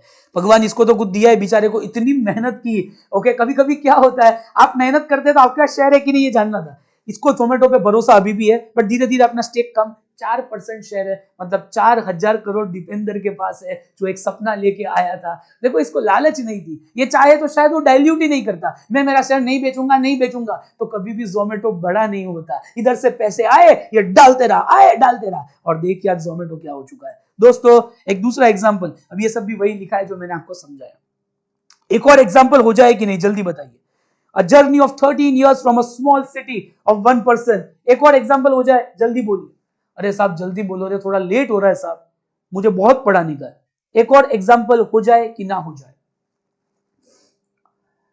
फास्टम फास्ट मोहब्बत बरसा देना तू कि सावन आया है तेरे और मेरे। यस सर, हो जाए। दोस्तों एक और एग्जांपल, सब एग्जांपल अलग अलग है ताकि आपको कैपिटल स्ट्रक्चर इस तरीके से समझ में आए कि मजा आ जाए, बराबर। ये क्या था, ऑल इक्विटी एग्जांपल, कैसे एक इंसान अपनी लालच ना रखते हुए अगर आप खुद को डाइल्यूट करते रहो तो बहुत आगे बढ़ सकते हो। पर दूसरी बाजू एक ऐसा इंसान जीरोधा के मालिक लेके आए हैं आपके सामने, जीरो से लेके जीरोधा हो गया है, आपको नहीं पता। यह है दो यंगेस्ट बिलियनर की कहानी, एक है निखिल कामत, दूसरा है उनका भाई नितिन कामत। दोस्तों निखिल और नितिन कामत 30,000 करोड़ की कंपनी बना चुके हैं, और एक बात बहुत गौर से सुनना, इन्होंने अपना स्टेक आज तक नहीं बेचा। ये भी इक्विटी है, वो भी इक्विटी है, दोनों ही इक्विटी है, तो फर्क क्या है, इसमें पूरा इक्विटी इनका है, उसमें पूरा इक्विटी दूसरों का है। अगर आप दूसरों को दो तो 1 लाख करोड़ की कंपनी बनती है, ना दो तो 30,000 करोड़ की कंपनी बनती है। पर गौर करने की बात, 30,000 करोड़ पूरे के पूरे उनके हैं, उसके पास खाली 4,000 करोड़ है, ठीक है। बट ये तो आगे बढ़ेंगे अब, बट दोनों इक्विटी के ही फॉर्म्स है, बट कितना फर्क है। इन्होंने क्या किया, कभी भी डिविडेंड नहीं दिया, खुद के ही पैसे खुद के धंधे में डाले, खुद के ही पैसे खुद के धंधे में डाले, खुद के ही पैसे खुद के धंधे में डाले, खुद के ही। इसको बोलते हैं प्लाविंग बैक ऑफ प्रॉफिट्स, और इसको बोलते हैं boot strap model. Boot strap का मतलब मैं किसी से 1 रुपए नहीं लूंगा, खुद से ही ग्रो करूंगा। बहुत बार इनकी हिस्ट्री भी बहुत प्यारी है। ओके, एक बार आपको बताता हूं, ये कौन है, आई थिंक ये नितिन कामत है। नितिन कामत ने अपना ग्रेजुएशन बैचलर ऑफ साइंस में किया है, कि इधर लिखा हुआ बैचलर इन कंप्यूटर साइंस के अंदर ये पढ़ा लिखा है, और उसका ब्रदर जो है नितिन कामत। ओके, नितिन कामत नहीं मैं गलत बोल रहा हूं, ये नितिन है, सॉरी गलती हो गई, ये नितिन है और ये निखिल है। आप शॉक हो जाओगे जब मैं बताऊंगा, निखिल कामत 10th से ड्रॉप आउट है, 10वीं कक्षा में उसको लगा पढ़ाई से कुछ नहीं होगा, और देखो कितनी बड़ी कंपनी बना दी, 30,000 करोड़ की। बेंगलोर के 2 लोग जो प्रूव करते हैं अगर आप हम्बल हो तो कुछ भी हो सकता है इस दुनिया के अंदर। इनको भी भरपूर ज्ञान, और फाइनेंशियल मार्केट से ये ग्रो हुए हैं, और कुछ नहीं है इनके पास। बहुत बार इनको पूछा जाता है, आपने कभी फंड रेजिंग क्यों नहीं किया? Okay, why didn't you ever raise the funds? जानते हैं लाइव नितिन से। नितिन हमारे सामने बहुत ही बड़े इंस्पिरेशन है, ये बेंगलोर के अंदर ऐसा बोलते हैं। 2 कंपनीज, एक जोहो बुक्स और जीरोधा, दोनों जेड से चालू होते हैं, बट ये भारत की फ्यूचर रिलायंस या ऐसा है। What a journey they have had. बहुत बार इनको पूछे जाता है, तो आज हम लाइव इनसे सुनते हैं, आपने कभी फंड क्यों नहीं उठाए यार? नितिन भाई बताइए, देखिए लाइव नितिन भाई हमारे सामने। Click and subscribe. Click on the but Bootstrap to get notifications from India's smartest channel, ARS Clips. What is the secret to creating a mammoth but bootstrapped organization? And I just want to give the viewers some context. There's a lot of people who don't understand what the term bootstrap means. So there's 2 ways to make money for your company once you start. One is that you raise money through investors, and the other is that you create a product, you play a basic profit and loss game, you accumulate profits and then put it back into the business, and that's how you grow it out. Coming back to the question, so that's your identity. What is the biggest secret to playing this bootstrap game, because it's not easy? See, the thing is, you remember back in college there used to be this girl who used to date no one, and everyone wants to date that girl. So, not raising VC money has made us into one of those kind of girls. So like everyone in town is interested to figure what is that you do, and everyone wants to date you. So it's there's I don't know if I think this whole country is kind of gotten stuck into this success equal to raising VC money, which isn't really true, right? Success for a business is if the business can make money or not, which is and the thing is, because we didn't raise the money when we started the business, we were forced to go and find ways to be profitable, right? And once we started making some money, we thought, what's the point of raising VC money, right? As in, there is a lot of independence that comes along by by just remaining, bootstrapped and not having VCs. And today as a business, even though we are this mammoth, I keep telling this to some of my guys in the office that we are like an elephant that runs like a cheetah, right? And the reason for the nimbleness is not having all these professional investors whom you have to go and ask questions before your decisions are taken, right? So like, I could be having this conversation with you, take an idea from you, and Monday morning go and execute it. And बहुत ही सही बोला आपने, अगर ध्यान से सुना तो इनका ज्ञान क्या था, अगर मैं पैसा लेता तो इतना फास्ट कभी ग्रो नहीं होता। जब आप पैसे लेते हो ना, आपको 10 लोगों को जवाब देना पड़ता है, एंड ग्लोबल को, सिकोया को, न जाने टाइगर ग्लोबल को, इन सबको आपको बोलना पड़ेगा, सर ये हुआ, ये हुआ, ये हुआ, ये हुआ, एक भी चीज गलत हुई ना आज बैंड बजा देते हैं आपकी। ये बोले हमें कभी ऐसे ग्रो ही नहीं होना था। ओके, दुनिया के अंदर एक और बात समझो, what is good for investor is not good for customer, what is good for customer is not good for investor. एक छोटा सा एग्जांपल लूंगा। ये बोलते हैं जीरोधा कभी भी एक भी जन को मैसेज नहीं डालता। आपको पता होगा स्टॉक ट्रेडिंग का है जीरोधा, जिनको नहीं पता ये शेयर ट्रेडिंग करते हैं। मतलब आप शेयर खरीदते हो तो आईसीआईसीआई डायरेक्ट है, ओके, ये सब है, उसमें एक जीरोधा भी है, बहुत ही अच्छा ग्लोबल है, ओके, बहुत ही अच्छा प्लेटफॉर्म है। ध्यान से सुनिए, ये बोले हम कभी भी मैसेज नहीं डालते आज मार्केट डाउन है तो पैसा डालो हमें कमीशन मिलेगा, नहीं, ये जीरोधा कभी बना ही नहीं है। बट अगर दोस्तों इन्वेस्टर होते तो शायद वो हमें फोर्स करते, जीरोधा की ओर से आपको एक भी दिन मैसेज नहीं आएगा। इन्वेस्टर होते तो बोलते ऐसे करो ऐसे करो, हम किसी के बाप का नहीं सुनते। और दूसरी उससे भी अहम बात, जब हमें पैसे चाहिए थे, आपको नहीं पता तो 2008 में रिसेशन था, Indian stock market all time low पे था, तब इन्होंने धंधा चालू किया, तब शायद जाते तो भी कोई पैसे देते नहीं। और ये बोले जब हमें अब सब कुछ आ चुका है हमारे पास तो हम पैसे क्यों लें। What a journey of ploughing back of profits. दोस्तों जीरोधा बहुत बहुत बहुत बड़ा हुआ है, बराबर। ये देखिए, उसको बोला जाता है आप इतने बड़े कैसे हो गए, बोले 2008 में, ओके, मैं बहुत ट्रेडिंग करता था। आप बोले सर ये तो अनपढ़ है तो भी इतने पैसे कैसे कमा रहे। ये है नितिन कामत, ओके, ये ट्रेडिंग करते थे। इनके ब्रदर इसको सीखते हुए भी, उसके ब्रदर आई थिंक 10 साल यंगर है, वो भी ट्रेडिंग करते थे। और ट्रेडिंग के बाद 2009 में नितिन को समझ में आया दो लोग एक ही काम करेंगे तो वाद विवाद होंगे, झगड़े होंगे, बराबर। तो उसने बोला हम दोनों में से अच्छा कौन करता है। छोटा भाई तू छोटा है पर तू बहुत अच्छा है। और ये ट्रूली सबसे टैलेंटेड इंसान है निखिल कामत, भले वो 10वीं फेल है, इतना एफएम का नॉलेज है उसको, है पीलू, बराबर, बहुत नॉलेजेबल है। तो नितिन कामत को बोला तू बहुत होशियार है, तू ट्रेडिंग करना, मैं धंधा संभालता हूं, हम दोनों की जोड़ी बहुत आगे जाएगी। और ये दोनों भाई एक दूसरे को समझ गए। तो ये खाली ट्रेडिंग करता है, ट्रेडिंग करता है, ट्रेडिंग करता है, और ये पूरे जीरोधा को संभालता है। एक ऐसी जोड़ी। बाद में इनको पूछा जाता है क्या पहले सक्सेसफुल थे। हम इसीलिए सक्सेसफुल है बिकॉज स्टार्टिंग में निखिल ट्रेडिंग करता था, तो निखिल के जो पैसे आते थे वो हम जीरोधा में डालते थे, और हमें सही लोग मिलते गए हमारे हिसाब से, और हम ग्रो करते गए। आज जीरोधा एकमात्र ऐसी कंपनी है जिसमें खाली 30 लोग हैं उसके टेक्नोलॉजी डिपार्टमेंट में, और कितना ग्रो किया है। क्यों? बिकॉज उनको पता है असली धंधा प्रॉफिटेबल होता है। जोमेटो इतने साल बाद प्रॉफिटेबल हुआ, जीरोधा ने एक भी साल लॉस नहीं किया। दोस्तों यह कहानी भारत के जीरोधा की। What a story they have had, amazing, mind blowing. Okay, इन्होंने 15 अगस्त 2010 में धंधा चालू किया था एक सपने के साथ कि हम जीरो ब्रोकिंग को लाएंगे। जीरो ब्रोकिंग का मतलब आपसे कोई ब्रोकरेज नहीं लेंगे, खाली सेबी का ही चार्ज होगा, और ओके नॉमिनल चार्जेस का ब्रोकरेज लेंगे, और सबसे ज्यादा डीमैट अकाउंट भारत में खुलेंगे। आज जहां हम बात करते हैं 1 करोड़ लोग जीरोधा यूज करते हैं। एक बैंगलोर की छोटी सी कंपनी जो एक ऑफिस में चालू होती है, किसी से फंडिंग नहीं लेती, प्रूव करती है कि दुनिया के अंदर बूटस्ट्रैप का मतलब क्या होता है। सबसे बड़ी बूटस्ट्रैप कंपनी, सबसे यंगेस्ट एवर बिलियनर्स है जिन्होंने 100 करोड़ कमाए भारत के अंदर। Welcome to Nikhil Kamath, welcome to Nitin Kamath. What a story guys, amazing, mind blowing, excellent. बिना फंड रेस किए भी आप इतने बड़े बन सकते हो, ये लोग ये सिखाते हैं। जीरोधा के लिए काम क्या किया sir, what work for them, मैं भी क्या ऐसा बन सकता हूं। नहीं, सनराइज इंडस्ट्री।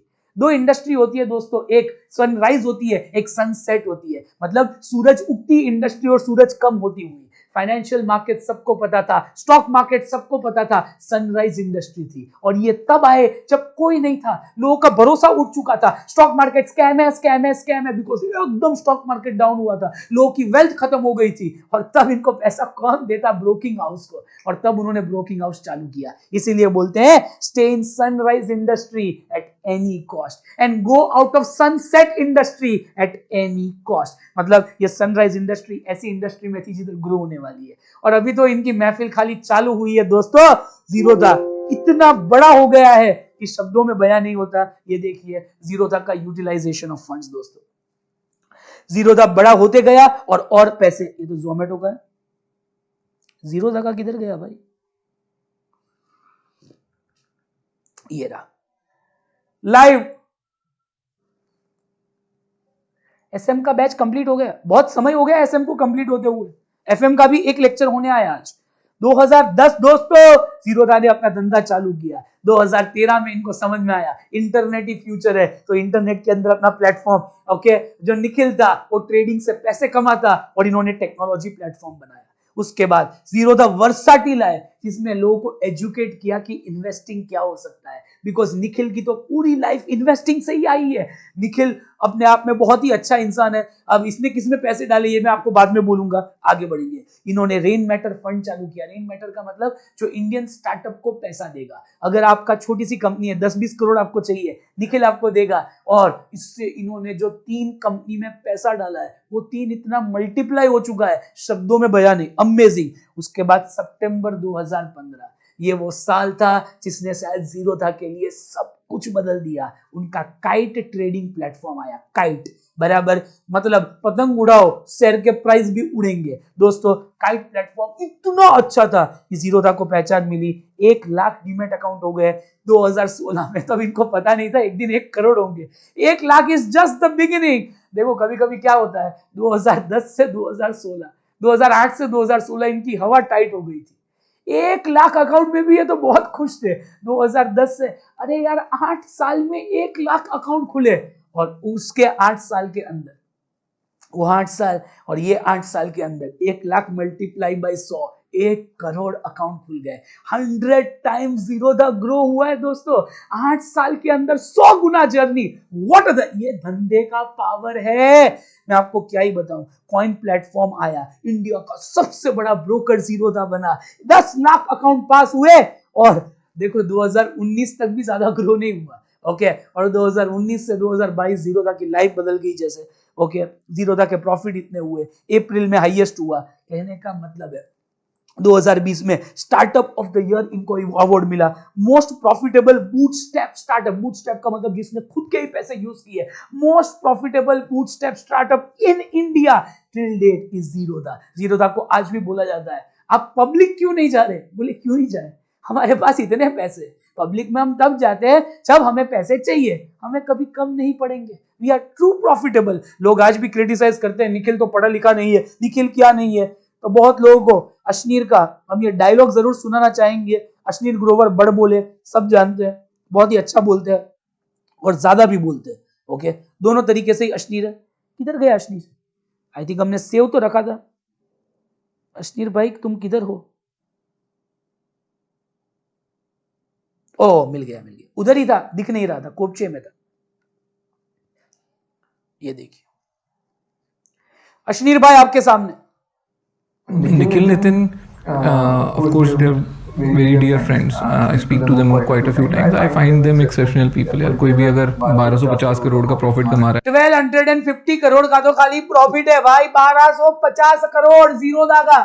मतलब मेरे को नहीं फर्क पड़ता उसने कुछ भी पढ़ाई लिखी है कि है नहीं है। लाइक भाई तू 1250 करोड़ पे साल का कमाता है, मतलब hats off to you, right.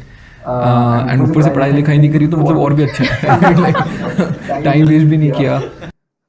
What a journey they have had दोस्तों। प्लॉइंग बैक ऑफ प्रॉफिट्स का दूसरा एग्जांपल, प्रोक्योरमेंट ऑफ फंड्स का, कैपिटल स्ट्रक्चर का जिसमें डेट ही डेट है ही नहीं, प्योर इक्विटी। तो अब तक हमने प्योर इक्विटी वाले 2 देखे बराबर, कि इक्विटी से इंसान कितना ग्रो हो सकता है। उसमें भी 2 प्रकार है, प्रमोटर की इक्विटी खाली, इसमें तो खाली ओनर्स की इक्विटी है। दूसरा देखा एग्जाम्पल जिसमें ओनर है ही नहीं, सब बाहर वाले, ओनर के पास खाली 4000 करोड़ है, 4% इक्विटी। और अब एक तीसरा एग्जाम्पल लेंगे दोस्तों, जो डेट से भी आप इतने ही ग्रो हो सकते हो। कभी डेट को क्रिटिसाइज ना करें।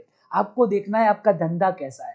क्या आपका धंधा जोमेटो का है जिसमें कोई सर्टेनिटी नहीं है पैसे आएंगे नहीं आएंगे बराबर, तो फिर बेस्ट है इक्विटी, दूसरों के पैसे पे डांस करो।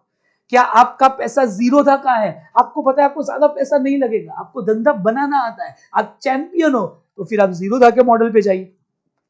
क्या आपको लगता है आपका पैसा अदानी का है? दोस्तों अदानी ग्रीन हमारा आखिरी एग्जाम्पल, कहानी एक गुजराती की, कहानी गौतम भाई की। Gautam Adani, what a company has built, Adani ports, Adani infra, Adani SEZ, Adani green, Adani का ये भी Ambuja cement, ACC cement. Adani अपने आप में बहुत बड़ा है, ओके। और जब आप इतने बड़े होते हो तो क्रिटिसिज्म भी आता है। डेट इक्विटी का रेशियो ऐसा बोला जाता है, आपको शायद ना पता होगा, हम देखेंगे बुक्स के दौरान 2:1 होता है। मतलब जितना आपका पैसा है उससे 2 गुना से ज्यादा आपके बोरोड फंड्स नहीं होने चाहिए। मतलब मेरा खुद का पैसा इक्विटी, खुद का यानी प्रमोटर का, और बाहर का इक्विटी शेयर होल्डर फंड अगर 1000 है जिसमें रिजर्व्स एंड सरप्लस भी आता है, तो बाहर का पैसा 2000 करोड़ से ज्यादा नहीं होना चाहिए। वापिस एक बार, मेरा पैसा 1000 करोड़ है तो बाहर का पैसा 2:1 से ज्यादा रिस्की होता है। अगर बहुत सारा पैसा बाहर का है तो गंदी बात है।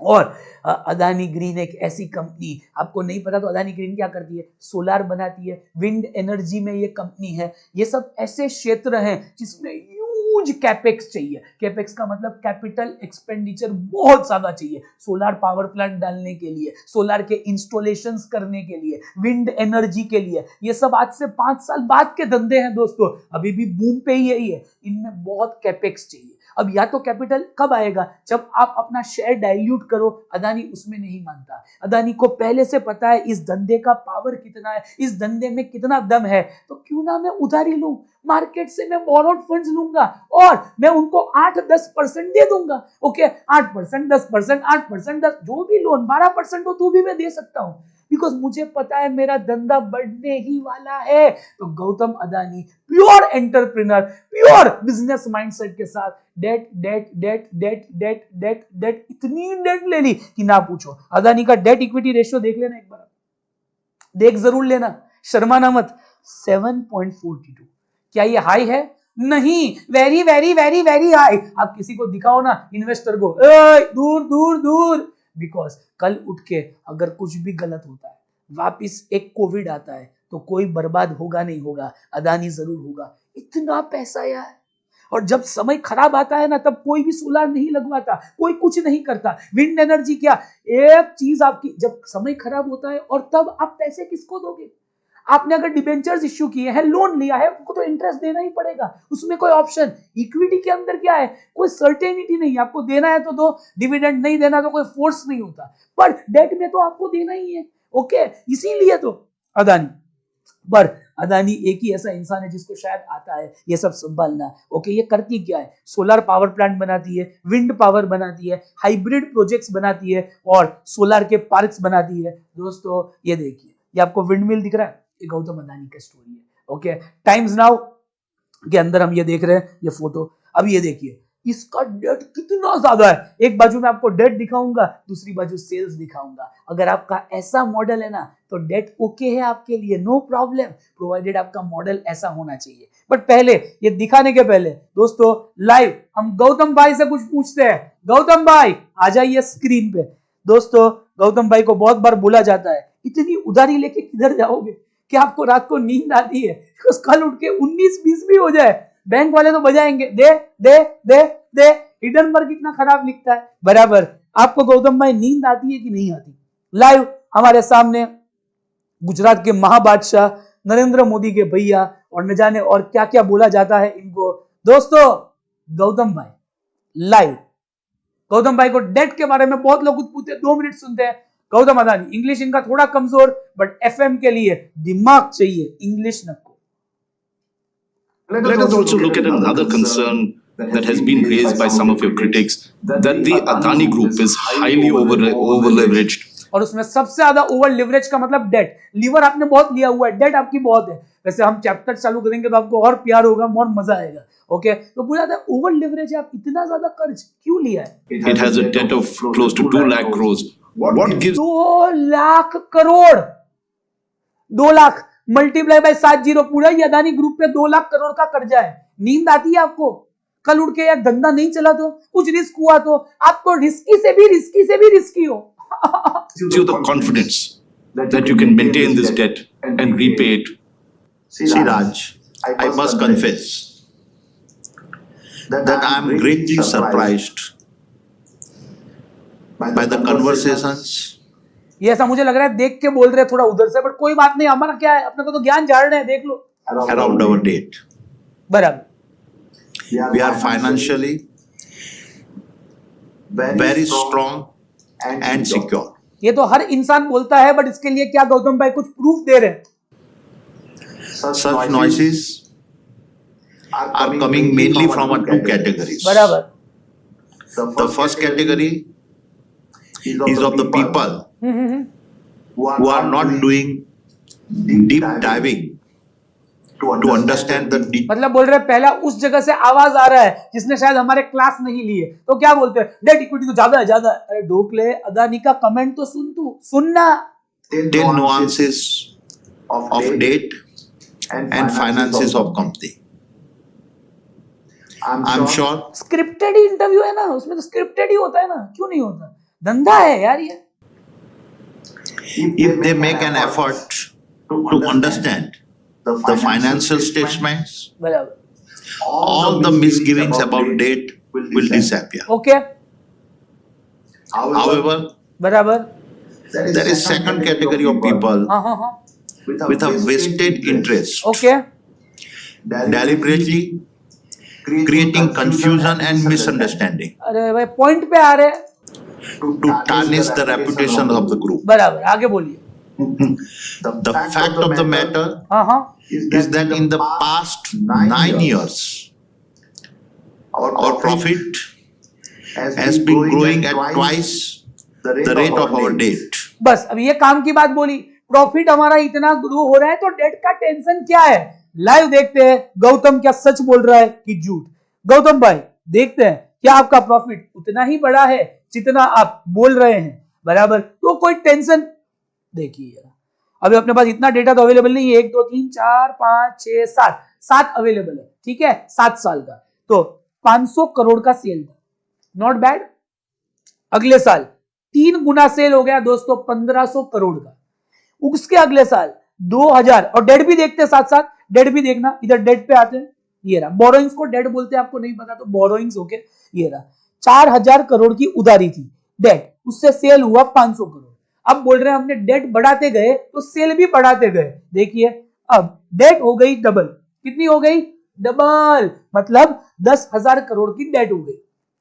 सॉरी, हाँ डेट बराबर है. और सेल कितना हुआ? 3 गुना. डेट बोले डबल पेस पे ग्रो कर रहे हैं. बहुत सही बोला आपने. आगे उसके बाद डेट थोड़ी सी बढ़ी, 2000 करोड़ की 11,000 करोड़. सेल बढ़ गया, थोड़ा सा ही बढ़ा, 2000 करोड़. तो दिख रहा है कि सेल डबल नहीं हो पाया, बट स्टिल 30% कोई कम नहीं होता. डेट जितना बढ़ा उतना सेल भी बढ़ा. आगे बढ़ो. नेक्स्ट क्या लिखा है? 14,000 करोड़. मतलब डेट और बढ़ गई, सेल भी और बढ़ गया, 2500 करोड़. आगे देखिए डेट और बढ़ी, 24,000 करोड़. ये बहुत बड़ी डेट है. ओके, 20 से लेके 21 में डेट डबल हो चुकी है, ऑलमोस्ट डबल. क्या सेल डबल हुआ? नहीं, इधर थोड़ा सा कम हुआ है. बराबर 3100 करोड़. आगे ये मार्च में तो सब रिकॉर्ड पार. Gautam what is this? मेरा इधर ब्लड प्रेशर हाई हो रहा है, मैं तो सो भी नहीं पाता इतना कर्जा लेके. 52,000 crore. What do you mean by 52 and all? 52,000 crore rupees debt. अभी इसमें क्या हुआ? सेल डबल हुआ, डबल से थोड़ा कम. Okay, almost 70-80%. ये खाली गौतम भाई को ही आता है, ऐसा अपने से ना हो. जो पावर से बोल रहा था, सच भी लगता है कुछ कुछ बातें. ओके आप, पर ये बहुत रिस्की हो गया. आप इतना रिस्की इन्वेस्टमेंट क्यों ही करोगे? ओके, और देखिए अभी थोड़ा डेट बढ़ा है, अब देखिए कितना है सेल. क्या और बढ़ा? हाँ, अब सेल एकदम डबल हो गया है. अगर आप 2021 से 23 देखें, देखो 21 का सेल और 23 का 3,000 करोड़ से 7,000 करोड़. अभी थोड़ा मुझे जलवा दिख रहा है, ट्रूली डबल हो चुका है. तो गौतम भाई जो बोलते हैं वो बात में दम तो होता है, पर 8,000 करोड़. ओके, और बढ़ गया. ओहो, मतलब आज तक का सेल देखो तो और भी पिछले साल से भी कई गुना ज्यादा है. गजब. यानी अदानी ग्रीन जिस पेस पे ग्रो हो रहा है उस शब्द में बयान नहीं हो सकता. और पैट तो देखिए डबल होते ही गया. बराबर 184 करोड़ का लॉस था, 210 का हुआ, 585 का हुआ. अब देखो लॉस कितना कम हो गया. आज हम बात करें 7 साल के अंदर -184 करोड़ का प्रॉफिट था, आज वो 1750 करोड़ का प्रॉफिट है. बात में दम जरूर है. अगर आपका ऐसा बिजनेस हो, आपको जबरदस्त कॉन्फिडेंस से पैसा आने वाला है, आने वाला है, आने वाला है. बट इनका धंधा केपेक्स ओरिएंटेड है, कैपिटल एक्सपेंडिचर इनको खूब से भी ज्यादा खूब लगता है. तो फिर आई थिंक ये बहुत सही है, ओके, जो गौतम भाई कर रहे हैं। तो हम किसी को क्रिटिसाइज नहीं करते इस क्लास के अंदर। ये क्लास पॉजिटिविटी वाला क्लास है। ये क्लास आपको बताने के लिए है कि दुनिया में सब कुछ सही है, ओके। ये तो बहुत ही रिस्की है वैसे। अगर आपको बहुत ही रिस्की इन्वेस्टर हो, या तो डबल हो जाए या तो जीरो हो जाए, तो आप इसमें इन्वेस्ट कर सकते हो। अगर आपको ऐसा बहुत ही ज्यादा सट्टा ही खेलना है, तो ये सट्टा शेयर है, बराबर। अब मुझे अगर आप पूछो तो हम अदानी में पैसे नहीं डालते, बिकॉज जब जब आपको पैसे डालने हो, आपको प्रमोटर्स को देखना बहुत जरूरी है।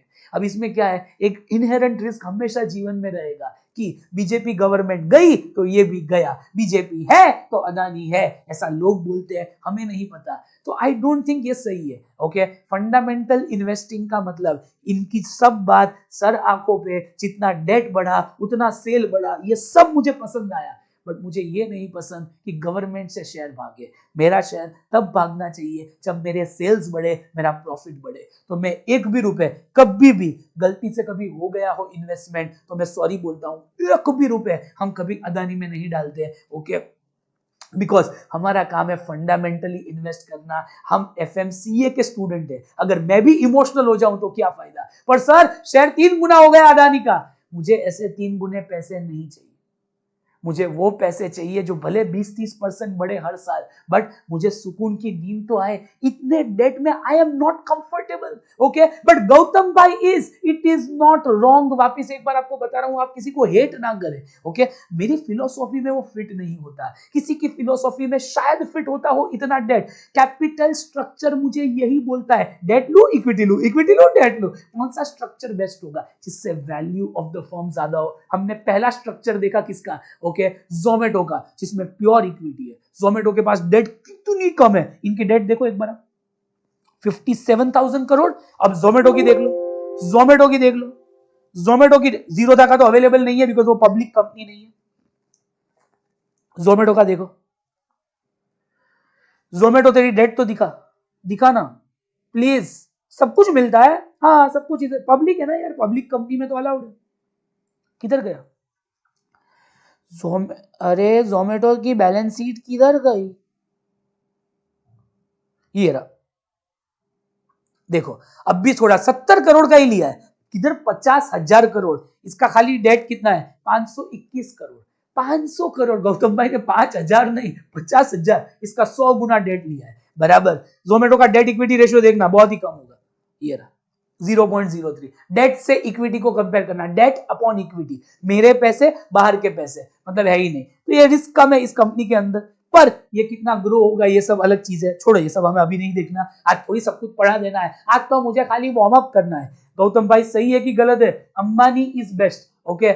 हम किसी को सपोर्ट नहीं करेंगे, क्यों, अंबानी क्यों खराब है, अभी ये भी आपको बता सकता हूं इधर देख के, पर छोड़ो यार, अभी वो हम अलग जगह पे आ जाएंगे, डिस्कशन अलग होगा। कितने चैप्टर्स आपको दिखते हैं इस सिलेबस के दौरान, मैंने हर चैप्टर ब्रीफली आपको टच कर दिया, ओके। ब्रीफली का मतलब वेरी ब्रीफली।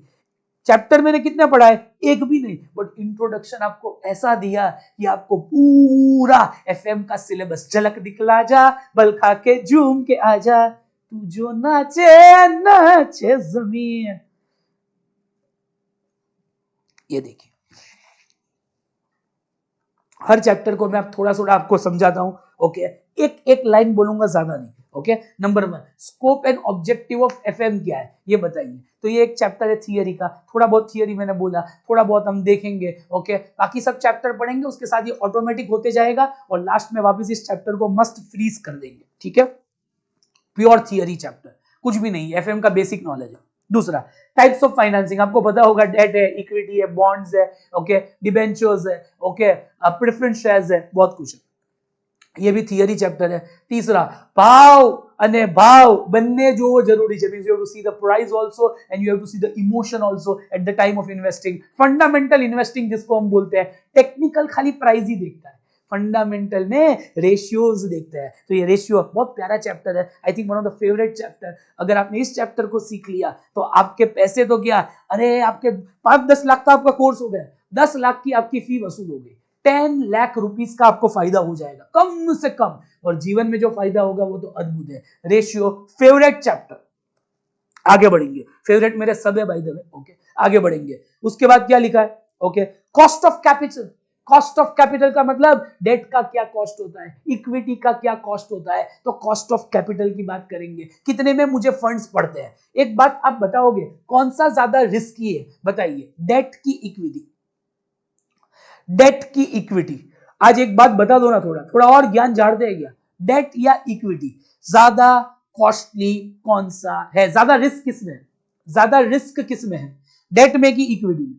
जल्दी बोलो यार, एक तो इसमें 2 मिनट बाद आता है, ये बहुत दर्दनाक काम है। डेट या इक्विटी? ऑफ कोर्स डेट ज्यादा रिस्क है। किसमें रिस्क कम है? इक्विटी के अंदर। तो ये तो आपने मुझे बहुत अच्छी तरह बोला। ओके, मैं इधर लिखता हूं, ओके इधर लिखता हूं, रिस्क किसमें मोर और किसमें लेस। आपने मोर किसमें बोला, आपने मोर किसमें बोला सर, डेट में बोला। आपने लेस किसमें बोला, इक्विटी में। अब हम एक और टॉपिक पे आते हैं।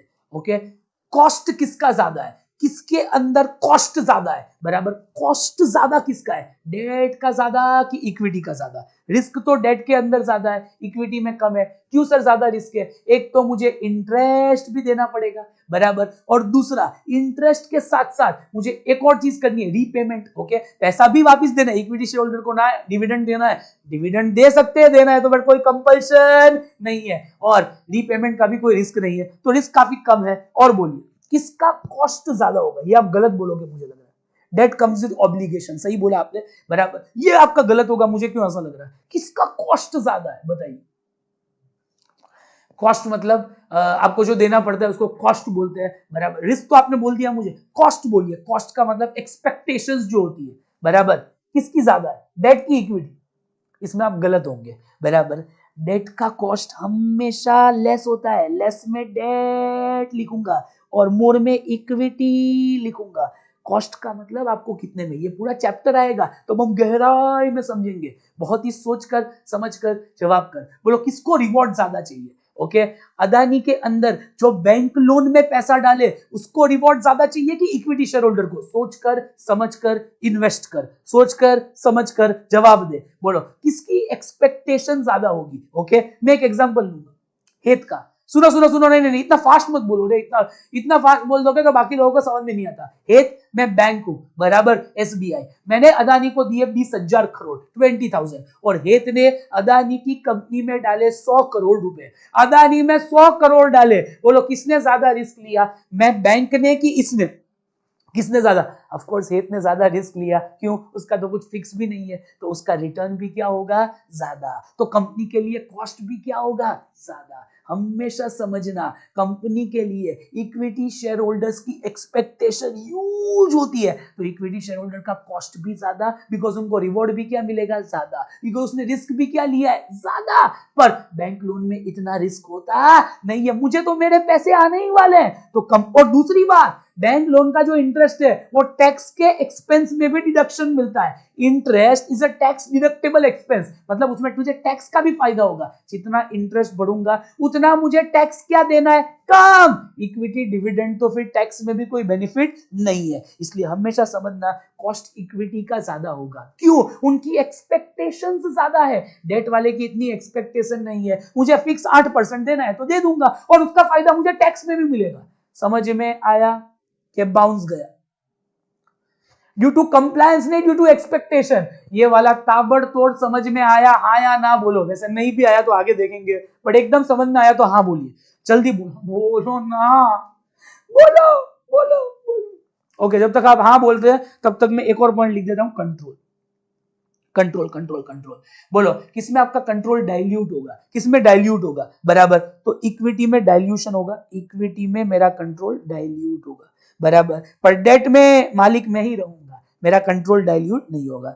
No dilution, no dilution. Clear है? क्लियर है? जल्दी बोलो ना, बोलना।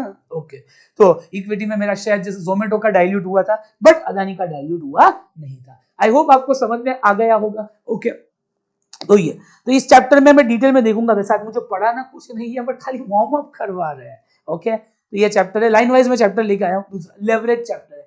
लेवरेज का मतलब क्या होता है? लोन लेना, बराबर, या फिक्स्ड कॉस्ट के कारण जो आपका ऑब्लिगेशन होता है। तो जिसका जितना फिक्स्ड कॉस्ट ज्यादा होगा, बोलो फिक्स्ड कॉस्ट ज्यादा होगा तो आपके धंधे में उतना रिस्क भी क्या होगा? ज्यादा, बिकॉज कुछ भी करके फिक्स्ड कॉस्ट तो निकालना है ना। वैसे ये शाम को और गहराई में देखेंगे और मजा आएगा, प्यार हो जाएगा, आगे बढ़ेंगे। उसके बाद कैपिटल बजटिंग आपने सुना होगा, ओके, जो हमने बोला था, जब आप कोई बड़ा मशीन लेते हैं तो फ्यूचर कैश फ्लोज को डिस्काउंट करते हैं और देखते हैं फायदा होगा या नुकसान। जितने भी फ्यूचर 10 साल तक पैसा आएगा उसको प्रेजेंट में लाएंगे। आज मैं 20 करोड़ डाल रहा हूं तो फ्यूचर को प्रेजेंट में लाएंगे, देखेंगे उस 20 से ज्यादा फायदा मिलेगा या कम। प्रेजेंट वैल्यू ज्यादा तो डालूंगा, बाकी नहीं। सही, क्लियर है? आगे, डिविडेंड दूं कि ना दूं? वेदांता। और वर्किंग कैपिटल में कितना पैसा लगेगा? दुनिया में आपका वर्किंग कैपिटल ही नहीं होगा तो स्टॉक किधर से आएगा और माल कैसे बेचोगे? ओके, तो ये एक ब्रीफ सिनॉप्सिस है आपके सामने, ये रहा। इतने चैप्टर्स अब एफएम के पढ़ने वाले हैं, बहुत ही प्यार से पढ़ेंगे, मोहब्बत से पढ़ेंगे, और सबसे इंपॉर्टेंट प्रैक्टिकल पढ़ेंगे, एकदम लाइव पढ़ेंगे, और शायद ऐसा एफएम पढ़ेंगे जो आपको प्यार करवा देगा इस सब्जेक्ट से। ओके, जैसा हमारा दावा है, कोई भी सब्जेक्ट पढ़ो उससे प्यार करो, मार्क्स चक मार के आएंगे। वापिस मैं इधर आ जाऊं क्या? अब लास्ट पे आ जाता हूं। हर फाइनेंस मैनेजर के, ऑफ कोर्स इन्वेस्टिंग तो एक अलग चीज है, पर फाइनेंस मैनेजर के 3 काम है। बोलो एक बार इधर मेरी हो, procurement of fund, utilization of fund, procurement of fund, utilization और performance evaluation. Procurement of funds के अंदर ये हमारा ब्रीफ सिलेबस है। टाइप्स ऑफ फाइनेंसिंग है, कैपिटल स्ट्रक्चर है और कॉस्ट ऑफ कैपिटल है। बोलो 3 चीजें हैं। नंबर 1 टाइप्स ऑफ फाइनेंस आपको समझ में आया। दूसरा, कैपिटल स्ट्रक्चर में डेट ले की इक्विटी ले। तो 3 एग्जांपल आप जीवन में चाहो तो भी भूल नहीं सकते। एक अदानी ग्रीन, बराबर, जो रिस्की, डेट 7:1 का रेशियो मैंने कहीं नहीं देखा, खाली अदानी में देखा। दूसरा, और सक्सेसफुल भी है, ओके, सक्सेसफुल भी है, गलत नहीं मानेंगे अदानी को। दूसरा एग्जांपल, वैसे तो गलत ही है पर तो भी ठीक है। आगे दूसरा, जोमेटो हमने देखा, जो खुद का शेयर डाइल्यूट करते गया और जोमेटो बनाया। और दूसरा जीरोधा, जो खुद के प्रॉफिट्स डालते गया, 1 रुपए डाइल्यूट नहीं किया। जीरोधा पूरा उनके नाम, उनकी वाइफ के नाम और पापा के नाम है। जीरोधा का स्ट्रक्चर मैंने आपको दिखाया नहीं, भूल गया शायद। ये देखो, हु ओन जीरोधा? नितिन कामत के पास 30%, निखिल कामत के पास 28%, सीमा पाटिल, ये कौन है? इनकी परिवार में कोई होगा, आई डोंट नो, ओके। उदय रघुराम कामत, बराबर, ये उनके डैड लग रहे हैं मुझे, रघुराम भाई, बराबर, तो उनके डैड का ये परदादा होंगे, उनके पास इतना है। ऑस्टिन वेंचर्स, ये भी उनका ही है, ऑस्टिन वेंचर्स, उसके नाम पे 30% है, मतलब उसके नाम पे वो इन्वेस्टमेंट्स करते होंगे दूसरी फंड के अंदर। जो उनका रेन मैटर फाउंडेशन, छोड़ो, आपको क्या लेना देना, सब कुछ उनका ही है, मतलब। तो ये भी एक अच्छा कैपिटल स्ट्रक्चर है, ओके। और लास्ट क्या है? Cost of capital. Cost of capital के अंदर हम 3 चीजें देखते हैं, रिस्क, कॉस्ट, कंट्रोल। रिस्क का मतलब किसमें रिस्क ज्यादा है, डेट में कि इक्विटी में? डेट, बट डेट का कॉस्ट क्या है? कम। क्यों? उनकी एक्सपेक्टेशंस कम है ना यार, उनको खाली डैश ही चाहिए। बोलो इंटरेस्ट। पर इक्विटी वाले की एक्सपेक्टेशन, रिस्क क्या है? कंपनी के लिए रिस्क कम है, पर कॉस्ट बहुत ज्यादा है। क्यों? बिकॉज उनकी एक्सपेक्टेशंस ज्यादा है। वो खाली डिविडेंड के लिए पैसा नहीं डाल रहे, वो अपना पूरा जीवन दे रहे, ओके। तो उनका रिस्क ज्यादा है उनके पॉइंट ऑफ व्यू से, तो कंपनी के लिए कॉस्ट भी क्या है? ज्यादा। और कंट्रोल वाला वर्ड समझ में आया कि नहीं? कंट्रोल किसमें डाइल्यूट होगा? इक्विटी में होगा, इसमें नहीं। तो 3 है, types of financing, capital structure, cost of capital, आपको कितने में फंड्स पड़ते हैं, बराबर। सेकंड, यूटिलाइजेशन ऑफ फंड्स, दोस्तों जो पैसा आया उसको यूटिलाइज करेंगे, short term, long term. Short term में 2 चैप्टर्स है, वर्किंग कैपिटल, डिविडेंड। बोलो, या तो मैं पैसा वर्किंग कैपिटल में डालूंगा या डिविडेंड दूंगा। डिविडेंड नहीं दिया तो मैं जीरोधा बन जाऊंगा, ploughing back of profits, okay. और इसी 3 एग्जांपल से जो आपको समझ में आएगा ना एफएम, वाओ। और दूसरा लॉन्ग टर्म में कैपिटल एक्सपेंडिचर जो बोलते हैं। और लास्ट है, एक और काम है परफॉर्मेंस इवैल्यूएशन, मतलब परफॉर्मेंस देखना, ओके, जिसको टेक्निकल इन्वेस्टिंग बोलते हैं। कंपनी देखती है परफॉर्मेंस की, इन्वेस्टर दोनों। ईयर ऑन ईयर देखूंगा, क्वार्टर ऑन क्वार्टर देखूंगा, ओके। इंटर फर्म देखूंगा, मतलब दूसरी फर्म के साथ, इंटर स्कूल डिबेट कंपटीशन दूसरी, इंट्रा खुद के साथ ही देखूंगा, बराबर। तो ये भी मैं करते रहता हूं। और ये है एफएम की एक ब्रीफ झलक, ओके। आई होप आपको एकदम पसंद आया। जल्दी बताइए, क्या आपको एक फेयर आइडिया आया इस सब्जेक्ट में क्या है, ओके, हम क्या पढ़ने वाले हैं? मैंने आपके सामने एक छोटे से छोटा सा ट्रेलर नहीं, टीजर रखा है। टीजर कैसा लगा आपको, सच्ची मुच्ची बताना। एकदम सच्ची मुच्ची बताना, जल्दी जल्दी बोलिए, जल्दी जल्दी बोलिए। टीजर के बारे में आपकी क्या प्रतिक्रिया, कैसा सब्जेक्ट लग रहा है आपको ये? अब टीजर के बाद थोड़ा सा फास्ट बोलना भाई, इतना टाइम है नहीं जितना आप एक्सपेक्ट कर रहे हैं अपने पास है। टीजर कैसा लगा एफएम का? ओ मम्मी, वेरी प्रैक्टिकल, इससे भी ज्यादा प्रैक्टिकल होगा जब सम सॉल्व करेंगे। आलीशान, ताबड़तोड़, मजेदार, नेक्स्ट लेवल, बराबर। ये जो आप इधर लिख रहे हैं सो प्रैक्टिकल, नेक्स्ट लेवल। आपसे एक विनती है, ओके, ये लेक्चर दूसरे लोगों तक पहुंचे, ऐसी प्रैक्टिकल नॉलेज, ऐसा डीप रिसर्च शायद ही कोई इंडस्ट्री में ला सकता है जितनी मेहनत हम करते हैं। दोस्तों, ये मेहनत आपको क्लियर दिख रही है, ऐसा कोई भी पढ़ा सके तो मैं पढ़ाना छोड़ दूंगा। तो आपसे एक विनती होगी मेरी, ओके, एक छोटी सी रिक्वेस्ट है, जो आप इधर लिख रहे हैं, जैसे ही लेक्चर खत्म हो आप कमेंट में लिखना। इस कमेंट से क्या होगा, यूट्यूब बाकी लोगों तक पहुंचाएगा कि ये असली एफएम है, ओके। तो आप प्लीज, मेरा हाथ जोड़ के निवेदन होगा, इस आप जो भी आपकी प्रतिक्रिया है आप कमेंट में लिखे, इधर ना लिखे, ताकि हमें और मजा आए और ये लेक्चर मैक्सिमम लोग देख सके, ठीक है? ओके, बोलो, चैप्टर अभी करना है कि शाम में? सच्ची बताओ, अभी की शाम में? जल्दी जल्दी करना प्लीज, थोड़ा सा फास्ट बोलिएगा। चैप्टर अभी चालू करूं कि शाम में? शाम के लेक्चर में स्टार्ट करें चैप्टर की? अभी शाम में चालू करें, ठीक है, चलो, नो प्रॉब्लम। मेरा भी मूड ऐसा ही है, तो शाम को एक ब्रिलियंट चैप्टर स्टार्ट करेंगे। तब तक के लिए थैंक यू सो मच। आपका जो भी फीडबैक है जरूर कमेंट में लिखे, देखकर हमें और प्रोत्साहन मिलता है और मोटिवेशन मिलता है कि ऐसा ही कंटेंट, इससे भी डीप कंटेंट आपके लिए सिंप्लीफाइड भाषा में ला सके, जो हर भारतीय को समझ में आए। ये सीए नहीं चाहिए आप इसके लिए आपको खाली एक नॉर्मल इंसान होना है। हम आपको सब्जेक्ट इस तरीके से पढ़ाएंगे कि कोई भी इंसान आपके घर में बैठा हो ना, उसको भी प्यार हो जाएगा एफएम से। एफएम की दुनिया ही इतनी निराली है। Yes guys, welcome to the world of financial management. Good night, bye bye, take care. मिलेंगे शाम को एक ब्रिलियंट चैप्टर के साथ। Take care, thank you.